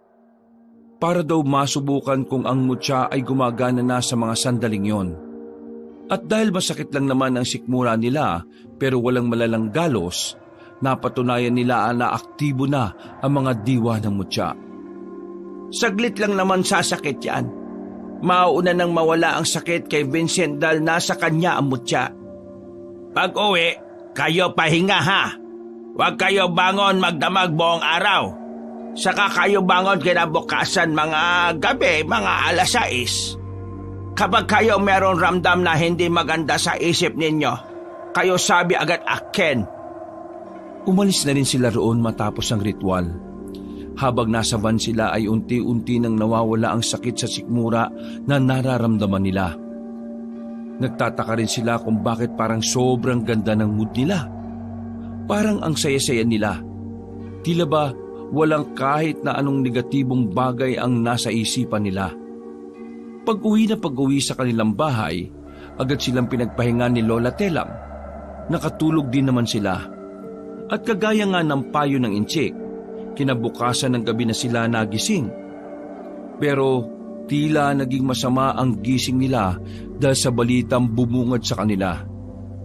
Pagdilat pa lang nila, nakita nila agad ang mukha ni Lola Telang na may bahid ng pag-aalala. Mabuti naman at gising na kayo. Dali, bumangon na kayo riyan. Dali! Bakit po ba, Lola? Ano po ba problema? Naku naman inaantok pa po ako eh. May namataan ng aswang sa kabilang sityo. Nang marinig ng magkakapatid ang sinabing yon ni Lola Telang, ay agad silang napabangon. Kinuha kagad nila ang itak na itinabi pa nila sa pagtulog. Kailangan niyong puntahan ng aswang na yon bago pa siya makagawa ng hindi maganda. Walang sinayang na sandali ang tatlo. Pipikit-pikit pa silang lumabas ng bahay. Mga kuya, mag-iingat po kayo ha. Wow, first po yatang gumalang ah. Kumari pa sila ng takbo patungo sa sinasabing direksyon. Nang marating nila ang kabilang sityo, naramdaman nila ang presensya ng aswang. Nakita nilang tila nagliwanag ang mutya ng pustiso na nakasabit sa bewang ni Vincent. Dahil dito ay naramdaman na rin nilang tila nadagdagan ang lakas ng kanilang katawan. Alerto lang kayo, tingin ko, hindi siya pangkaraniwang aswang. Tinahak pa nila ang daan hanggang sa marating na rin nila ang abandonadong bahay sa bandang dulo. Nakarinig sila ng babaeng umiiyak, humahagulgol, pero hindi agad sila nagpadala doon dahil alam nilang baka pakanalan ng aswang yon. Isa kasi sa mga natutunan nila ay ang kakayahan ng mga aswang na mandinlang gamit ang kanilang iyak. Lumabas ka dyan! Hindi mo kami maloloko! Pero hindi pa rin tumigil ang iyak na kanilang naririnig. Palakas pa yun ng palakas. Hindi kaya totoong boses yun ng babae? Hanapin kaya natin siya. Nag-iisip ka ba?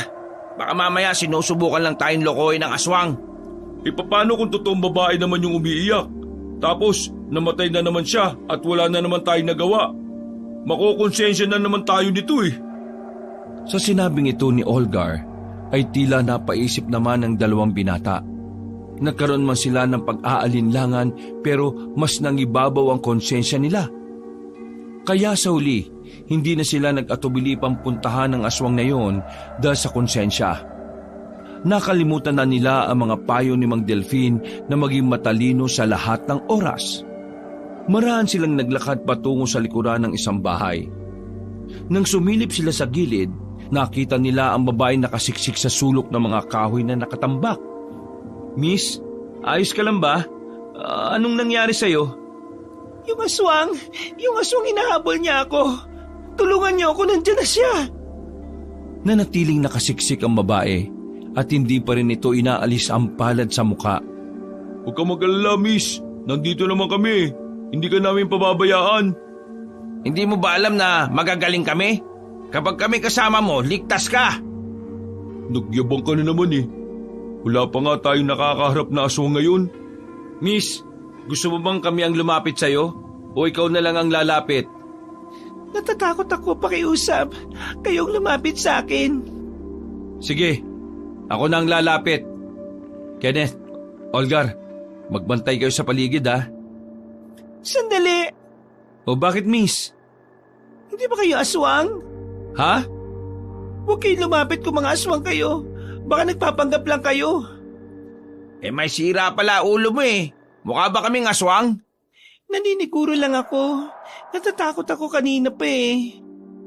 Naintindihan ka namin. Pero gusto ko lang sabihin sa'yo na hindi kami mga aswang. Tagapangalaga kami ng mutya. Kung ganon, sige. Lumapit ka na.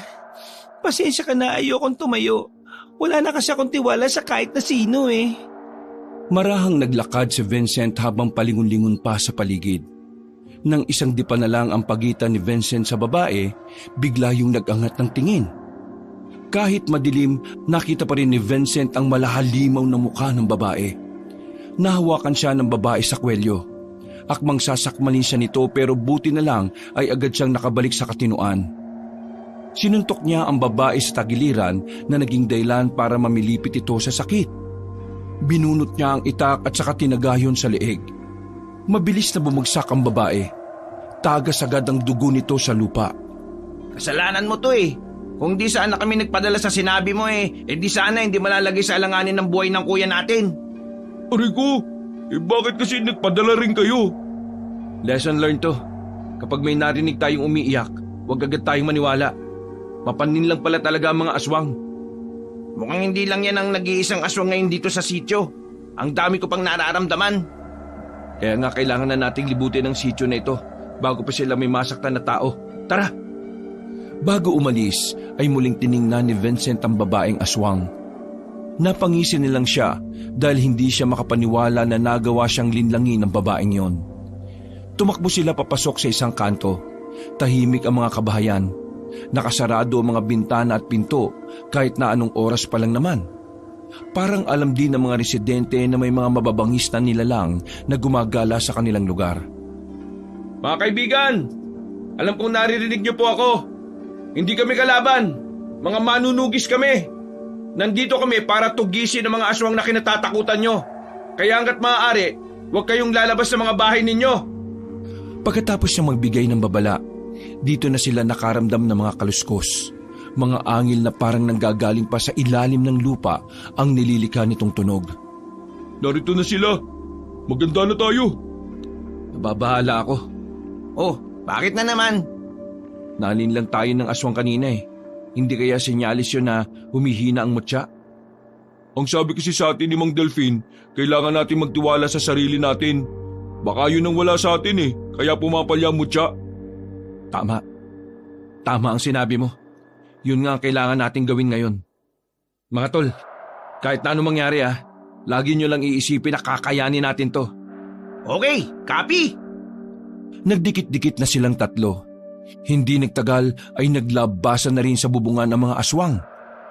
Habang hawak-hawak ang kanilang itak, naramdaman nila na parang may mainit na gumuguhit sa ulo nila na dumaloy naman hanggang sa kamay nila. Sa puntong ito, ramdam din nila ang kagaanan ng kanilang katawan. Maya-maya lang bigla nang umatake ang mga aswang. Sabay-sabay ang mga yon, parang gutom na gutom, kaya sabik silang malapa. Pero dahil nga sa kapangyarihan ng mutya, isang hagupit lang nila ay marami agad ang bumagsak. Anip to astig! Ngayon na! Okay, basagan na ng muka! Ibinalik na ni Olgar ang itak sa tagiliran niya. Kamao na lamang ang gamit ito sa pakikipaglaban. Mas gusto kasi nitong basagin ang mukha ng aswang kaysa patayin kaagad. Samantala, si Vincent naman ay kakaibang bilis at lakas ang pinapakita. Habang si Kenneth naman ay parang nilalaro lang ang pakikipaglaban. Ubos sa mga loko! Nang mas maging buo ang kanilang loob, ay mas lalo nilang naramdaman ang kakaibang lakas at kapangyarihan na tila dumadaloy sa kanilang mga ugat. Parang ang gaan-gaan ng buong katawan nila. Nang matalo na nila ang unang grupo ng mga aswang, nakarinig na naman sila ng malalakas na angil. Sumunod nito ay ang mga nagsisigawang mga tao. Dahil malakas ang kanilang pakiramdam sa mga sandaling ito, ay dali-dali na silang tumungo roon. Ayun! Nakita nila ang mga aswang na sigilang sa pagpasok sa kabahayan na naroroon. Hindi na sila nag-atubiling lumapit. Sinamantala nila na gumagana ng maayos ang daladala nilang mutya ng pustiso. Sige, ayan! Mga buwisit kayo, o ano? Parang showtime na to mga tol! Ini-enjoy lang ng magkakapatid ang pakikipaglaban nila sa mga aswang. Wala silang maramdaman na kahit na anong takot o pangamba. Parang nagbalik ang pakiramdam nila sa tuwing nakikipag-away sila sa Maynila. Ang katawagan nga nila sa ganitong pakiramdam ay chill-chill lang. Makalipas lang ang halos 5 minuto ay nakabulagta na ang mga aswang. Agad naman nilang pinasok ang bahay at inabutan nilang naroon pa ang isang pamilya. Lahat ay nakasuksok sa sulok ng bahay. At ang padre de pamilya naman ay meron pang sugat sa braso. Sige na po, lumabas na po muna kayo. Pumunta kayo sa pamunuan ng barangay. Naroon ang ibang tao. Huwag kayong mag-alala. Ligtas doon dahil maraming nakapalibot na pangontras sa paligid ng barangay. Tumango-tango ang padre de pamilya at nagmamadali na ang mga yon na makalabas. Napabuntong hininga na lamang ang tatlo dahil nakaramdam sila ng awa para sa mga yon. Lalo na sa bata at matandang hirap na ring makapaglakad. Parang wala na mga aswang. Wala na akong maramdaman eh. Hindi tayo dapat maging kampante. Sabi nga ni Mang Delphine, may mga aswang din daw na hindi natin kayang maramdaman. Ang mga aswang na ganun daw ay higit na mas malakas at kakaiba. Eh di kung ganun pala, eh di mas maganda. Magkaroon naman ng thrill itong ginagawa natin. Huwag kang umayabang dyan. Mag-focus ka. Hindi yung puro kahanginan yung sinasabi mo. Oo, tama na yan. Baka magtalo na naman kayo ha. Maglibot pa tayo sa mga baryo at baka may mga nakatago lang na aswang dyan sa tabi-tabi. Sinuyod nila ang buong baryo at sa pagkakataon na yon ay wala na silang inabutang mga aswang. Ang sabi ng ibang residente na napagtanungan nila, bigla na lamang daw umaalis sa mga aswang at hindi na tinutuloy ang masamang binabalak. Sa palagay ni Vincent, nakaramdam ang mga aswang sa kakaibang husay at lakas na ipinakita nila. Bagay na nagpataas naman ang kanilang moral, pero kahit na ganon, hindi pa rin sila naging kampante. Binalikan nila ang bahay ng kanilang lola. Inabutan nila roon si Kokoy na may hawak na sandata. Nabigla at namangha sila dahil base sa nakikita nilang dugo sa itak na hawak ng bata, alam na agad nilang nakipaglaban din yon. Nasaan si Lola? Nasa loob siya, pero bawal kayong pumasok. Bakit na naman ba? May ginagawa siyang ritual eh. Hindi siya pwedeng maistorbo. Para saan na naman yung ritual na yun? Ang ritual na ginagawa niya ay pagpapatibay ng pangontra sa buong bahay. Pinapalakas niya ang nagsisilbing harang para hindi makalapit ang mga aswang dito sa bahay natin. Kanina niyo pa ba ginagawa yan? Opo, kanina pa. Kaya nga ako narito sa labas dahil kailangan kong pigilan ng mga aswang na makalapit. Hanep pati ikaw rin pala lumalaban sa mga aswang. Akala ko wala kang ibang alam kundi kumain ng hotdog eh. Wala na mga aswang, Kokoy. Napatay na naming lahat. Sinuyod na rin namin ang buong lugar natin pero wala na kaming nararamdaman. Meron pa? Meron pa? Saan? Wala kaming makita eh. Hindi nyo sila makikita o mararamdaman. Para silang mga hunyango na may kakayahan maging kakulay ang mga natatabihan nila. Sila ang mga aswang na tinatawag na kalahating bungisngis at kalahating gabunan. Wow! Mixed breed Aso lang ang peg Teka, ano bang meron sa mga yan? Kamakailan lang po natuklasan ng mga manunugis na ang mga aswang ay pinaghahalo-halo ang uri nila para mas makagawa ng mas malakas na aswang. Wala pang tawag sa ganong aswang pero pinaghalong bungisngis at gabunan ng aswang na yon. Kapag may narinig lang kayong biglang tumatawa, sila na yun. Isa lang ang mata nila. May dalawang malalaking pangil na nakalabas at medyo matatangkad na mabato ang katawan. Kaya hindi po kayo dapat makampante Ang mga aswang na yun ay naghihintay ng senyas ng kanilang amo. Sinasabi ko na nga Kaya pala parang mabigat pa rin ang pakiramdam ko kahit na napas lang na natin ang mga kinalaban natin. Tingin ko, kailangan na natin maghiwa-hiwalay para mas madali natin silang mahanap. Hindi po pwede. Kapag umiwalay po kayong dalawa kay Kuya Vincent, hindi na po kayo maabot ng mutya ng pustisyo ni Lola Telang. Sa madaling sabi, pangkaraniwang tao na lang kayo kapag malayo po kayo sa mutya. Tama si Kokoy. Isa pa, mas maganda na rin makakasama tayo dahil hindi pa natin alam kung ano ang kakayahan ng makakalaban natin. Kokoy, maraming salamat Kailangan na naming umalis. Gustuin ka man naming samahan dito pero hindi pwede. Mas maraming nangangailangan ng tulong namin. Hindi niyo ako kailangang intindihin. Kahit bata pa lang ako, alam ko na kung para saan ang buhay ko. Yun ang pagsilbihan ng mga tao at ang nagligtas sa buhay ko na si Lola Telang. Ginulo na lamang ni Vincent ang buhok ng bata at saka umalis na rin sila sa bakuran na yon. Umakyat sila sa bubong ng isang bahay at doon ay nag-abang ng maaring pag-atake ng mga aswang. Maging alerto lang kayo ha. Uy, Kenneth, huwag tatanga-tanga ha. Umayos ka. Ako pa talaga ang tatanga-tanga ha. Ano pa to? Hindi naman tayo magiging tatanga-tanga kung magtitiwala tayo sa sarili natin at sa mutya ng pustiso ni Lola. Tama si Olgar. Kailangan lang natin maging buo lagi ang loob natin. Kanina pa tayo dito pero wala naman lumalabas na aswang. Tama ba talagang naghintay tayo dito kaysa tayo maganap?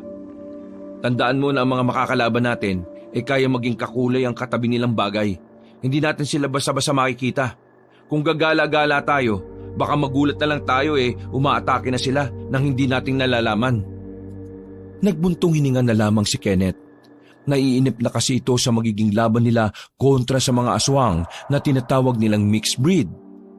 Halos 10 minuto na silang nakatambay sa itaas ng bubong. Mga ilang sandali lang, nakita na rin nila ang isang aswang na 5 bahay lang ang layo sa kanila. Mukhang hindi sila napapansin ng aswang na yon. Kaya naman nagmamadali na silang bumaba sa bubungan at tinakbo ang kinaroroonan ng kalaban. Kaso, nang umakyat sila sa bubungan ay wala silang inabutan. Wala rin silang maramdaman o marinig na kahit na anong tunog. Hindi na naman natin inabutan. Babagal-bagal kasi. Magsasalita pa sana si Vincent nang biglang makarinig sila ng bungisngis. Isang tawa na parang pilit na pilit pero parang namimilipit na ang tiyan sa kakatawa. Pagkatapos nilang marinig yon, ay nakita na lang nilang may nakadapa na sa harapan nila. Hinila nito ang paa ni Kenneth at saka inilaglag sa bubong. Kenneth! Wala na silang nagawa kundi ang labanan na lang din ng aswang na yon. Kagaya nga ng sinabi ni Kokoy sa kanila, nakakatakot ang anyo ng ganong uri ng aswang. Olgar! Ngayon na! Lumusob silang dalawa, pero tumalon pababa ang aswang na yon at si Kenneth ang nilapitan. Binuhat nun si Kenneth at ibinalibag sa harap ng drum. Aray ko po! Visit naman talaga oh! Tumalon na rin ang dalawa palapit sa aswang. Mabilis na hinigupit ni Vincent ang kalaban nila at tinamaan naman agad yun sa balikat. Napabagal nila ng bahagya ang kalaban nila. Ang kaso nga lang, sa puntong ito ay dumami na rin ang kaharap nila. Kainis! Inunan niyo pa talagang umatake kaysa tulungan niyo ako makatayo ha? Nakatayo ka naman mag-isa kaya para saan pa ang tulong? Focus! Focus! Ano ba naman kayo? Hindi bababa sa 5 ang nakapalibot sa kanilang mga aswang. Lahat ng yun ay aswang na sinasabi sa kanila ng batang si Kokoy. Sandaling pumikit si Vincent para kumuha ng matinding konsentrasyon. At nang muli siyang dumilat, naramdaman na niya ang kakaibang lakas na tila dumadaloy sa kanyang mga ugat. Hindi ito nagsayang ng pagkakataon. Sabay-sabay silang umatake sa mga kalaban nila. Buong buo ang kanilang loob at talaga namang determinado nilang mapaslang agad ang kanilang mga kalaban. Ang kaso nga lang, katulad nila ay mabibilis din ang mga ito. Dumating na rin sa puntong nasugatan na si Olgar at Kenneth. Pero buti na lang ay hindi rin naman ganon kalala. Hindi na biro to ah. Focus lang. Malalaman din natin ang kahinaan ng mga yan. Sa likod mo! Tinaga ni Vincent ang isang aswang na muntikan ng makalapit sa likuran ni Kenneth. Napatras ang aswang nang maramdaman nito ang malalim na hiwa sa dibdib nito. Sa paglipas pa ng mga sandali, talagang pinahirapan sila ng mga aswang na yon. Tumagal na ang oras pero hindi pa rin nila nauubos. Mga ilang sandali pa ay nakita nilang tila nagbabago na naman ng anyo ang mga kaharap nila. Nabigla sila dahil ang buong akala nila yun na talaga ang anyo ng mga aswang. May iba bago pa pala ang mga yon. Pero habang nasa proseso ang mga yon ng kanilang pagpapalit anyo, walang sinayang na pagkakataon ng 3. Pinagtatataga nila ang mga yon at pinagtatatarakan ng hawak nilang itak. Hindi nila tinigilan hanggang sa hindi nila mapadapa ang mga yon. Alam ko na kahinaan nila. Katangahan. Magpapalit ba naman ang anyo sa harapan natin? Tingin ba nila maghihintay pa tayo na mas pumangit pa sila? Matapos nilang mapabagsak ang mga aswang na yon, ay dumating na si Lola Telang at si Kokoy. May mga kasama na silang mga grupo rin ng manunugis. Uli na dating nyo, tapos na. Hindi pa rito natatapos ang laban.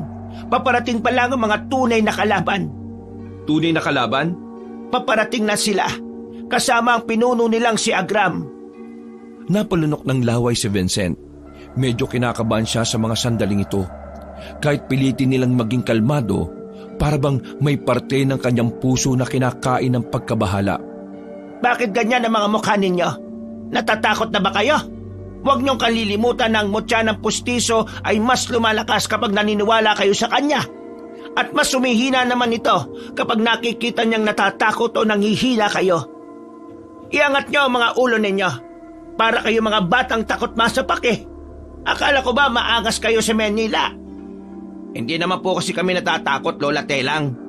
Nakayuko kami kasi nagdadasal kami. Ngumisi na lang ang matandang si Telang dahil sa walang kwentang palusot ni Kenneth. Ilang sandali lang ay pinakalat na rin ni Lola Telang ang mga kasamahan nila. Ang tatlo naman ay pinapwesto sa mismong harapan ng baryo para harapin ang sinasabing pinuno ng mga aswang na si Agram. Malalalim ang paghinga na kanilang pinakakawalan at hindi nga rin nagtagal, naramdaman na nilang may mga paparating ng aswang. Sa kagubatan dumaan ang mga yon. Kahit nasa malayo pa lang, ramdam na agad ni Vincent ang kakaiba at malakas na presensya na sa palagay niya nagmumula yon sa pinuno ng mga aswang. Umanda kayo! Hindi tayo pwedeng kabahan. Kailangan buo pa rin ang loob natin mga tol. Focus lang! Mananalo tayo rito! Nang makita na nilang naglabasan na sa kagubatan ng mga aswang, tumayo yon sa harapan ng lugar nila na ilang metro lang ang layo sa kanila. Nakita na nila roon ang matandang may hawak-hawak ng tungkod. Maputi na rin ang buhok at sa unang tingin pa lang mukha ng uugod-ugod. Ito na ang tamang pagkakataon para bawiin kung ano man ang para sa amin mga tao. Magbabayad kayo sa maraming taon na pang-aabuso sa aming mga aswang. Mga kasama, lumusob na kayo! Kanya-kanyang lipad sa ere ang mga aswang papasok sa kanilang lugar. At sa isang iglap lang, nagsimula na rin ang kaguluhan. Habang nangyayari ang gulo, ay nakita ni Vincent na nakatayo lang ang matandang lalaki. Parang alam nitong silang tatlo ang may hawak ng mutya ng pustiso. Tumakbo naman na mabilis ang tatlong binata para harapin yon. Kayo pala ang pinagmamalaki ngayon ni Telang. Mukhang wala kayong alam sa mundo. Pero nararamdaman kong merong kayong ibubuga. Dami mong daldal, tanda. Simulan na natin to. Hindi na nagsalita pa ang matandang aswang. Bigla na itong may hinilang latigo na nanggagaling sa loob ng tungkod. Hindi alam ng tatlo kung papaano nagkaroon ng latigo doon. Pero ang pinagtutuunan nila ng pansin ay ang biglang pagbabago ng itsura na matanda. Hindi na yun mukhang uugod-ugod. Ang katawan nito ay parang katawan na ng isang lalaking maginoo. Nabigla na lamang sila nang biglang umatake ang matanda. Mabilis itong nakatakbo palapit sa kanila at saka hinagupit sila ng latigo. Hindi man sila tinatamaan, naramdaman naman nila ang malakas na impact. Parang kumislap pa ang latigo nang tumatama yon sa semento. Napansin nilang may talim pala ang latigo sa dulo nito. Dahil dito, mas lalo silang nagdoble ingat. Dito na nila napagtanto ng matandang ito ang talagang magpapahirap sa kanila. Anong problema? Akala ko ba isisimulan na natin? Kenneth, Algar, sa kabilang gilid kayo. Palilibutan natin siya. Sumunod ang dalawa, pero sa ginawa nilang pag-atake, hindi pa rin yun naging sapat. Sa halip, tinamaan lang sila ng latigo sa katawan. Pare-pareho na silang nasugatan. Pero mas malalim ang sugat ni Olgar kaya agad naman itong napaupo. Ayos lang ako. Mag-focus lang kayo. Buong tapang na lumusob si Vincent at Kenneth. Pero kahit na anong gawin nilang pag-atake, naiilagan lang sila ng pinunong aswang. Naiinis na si Kenneth sa mga sandaling yon. Kaya naman hindi na nito naiwasan na mag-isang lumusob. Kenneth, huwag kang padalos-dalos! Pinagtatataga ni Kenneth si Agram. Pero dahil hindi naman ito gumagamit ng utak at tanging emosyon lang ang ginagawang sandata, wala ring nangyari sa ginawa niya. Nadakma siya ni Agram sa leeg at saka binalibag sa lapag. Pinagsisisiba at pinaghahataw ito ng latigo ng maraming beses. Hindi pa yun matitigil kung hindi lang lumapit si Vincent. Agad niyang kinuha ang kapatid at dinala kay Olgar. Ayaw mo kasi makinig eh. Para ka naman tanga eh. Tanga naman talaga yan eh. Hindi na nakapagsalita si Kenneth sa mga sandaling ito dahil sa dami ng sugat at bugbog. Patawa-tawa pa ito kahit na nahihirapan na dahil sa mga kirot na nararamdaman. Olgar, bantayan mo tong kapatid natin ha. Ako na munang bahala sa aswang na ito. Lalapit pa lang si Vincent ay nagulat na siya nang makitang nasa gilid na niya si Agram. Nilatigo siya nito at tinamaan siya sa likuran. Hindi pa yun nakontento at sinundan pa ng ilang ulit. Sa isang iglap, sugat-sugat na rin ang binata. Nakaluhod na ang isang tuhod niya. Nang tingnan naman niya ang mga kasama nila, ay nahihirapan na rin sila sa laban. Maging si Kokoy at Lola Telang ay ganun din. Kaya hindi na nila yon maaaring hingan pa ng tulong. Isa pa, hindi papayag si Vincent na umasa sa iba. Tumayo siya muli kahit na paggewang-gewang na rin. Bakit? Akala mo ba ganun-ganun na lang ako susuko? Nagkakamali ka ron, tandang aswang! Kung ganun, edi mas maganda. Mas mabibigyan mo ako ng magandang... Ha? Nagulat si Agram. Biglang umilaw ang nasa ilalim ng damit ni Vincent. Pagtingin niya ay nagliliwanag ang pustiso ni Lola Telang. Maging si Agram ay nabigla rin sa kanyang nakita. Ipin na umiilaw! Kaninong gilagid yan? Hindi hubres sa akin yan! Tila nabahala si Agram, kaya naman nagpalit na ulit ito ng anyo. Lumabas ang kakaibang pakpak nito na kulay berde at may mga patulis pa sa bandang dulo. Habang si Vincent naman nakapikit lang at tila nakikipag-ugnayan sa mutya ng pustiso. Pagdilat nito, kulay berde na rin ang mata ni Vincent. At ang nararamdaman nitong tila kuryente sa katawan niya ay parang mas lalong lumalakas. Mas tumalas din ang pakiramdam niya. Kaya kahit isang dangkal na lang ang pagitan nila ni Agram ay nagawa niya pang makaiwas. Sa halip na umatras, gumawa si Vincent ng pag-atake habang hindi nakahanda ang depensa ng kalaban niya. Hinataw niya ng malakas ng taga si Agram na naging dahilan para mapatigil ito. Hinawakan ni Vincent ang pustiso, habang si Agram naman ay nakahawak sa tagiliran na tumatagas ang dugo. Hindi mo kakayanin ang kapangyarihan na meron ng pustisong ito. Galing pa ito sa hininga ng matatandang walang ngipin. Mas lalong lumakas ang nararamdaman ni Vincent sa kanyang katawan. Agad niyang nilapitan si Agram at itinaas ang itak sa ere. Buong akala ni Agram ay tatagain siya ni Vincent. Pero isang malakas na kaliwang suntok ang natanggap nito. Sa lakas ng suntok ay nabali ang leeg ng matanda. Agad itong bumagsak sa lapag. Matanda ka na. Kailangan mo nang ipahinga ang buhay mo para wala ka ng maperwisyong tao. Hindi na makapagsalita pa si Agram, pero humihinga pa yun at nanlilisik ang matang nakatingin sa kanya.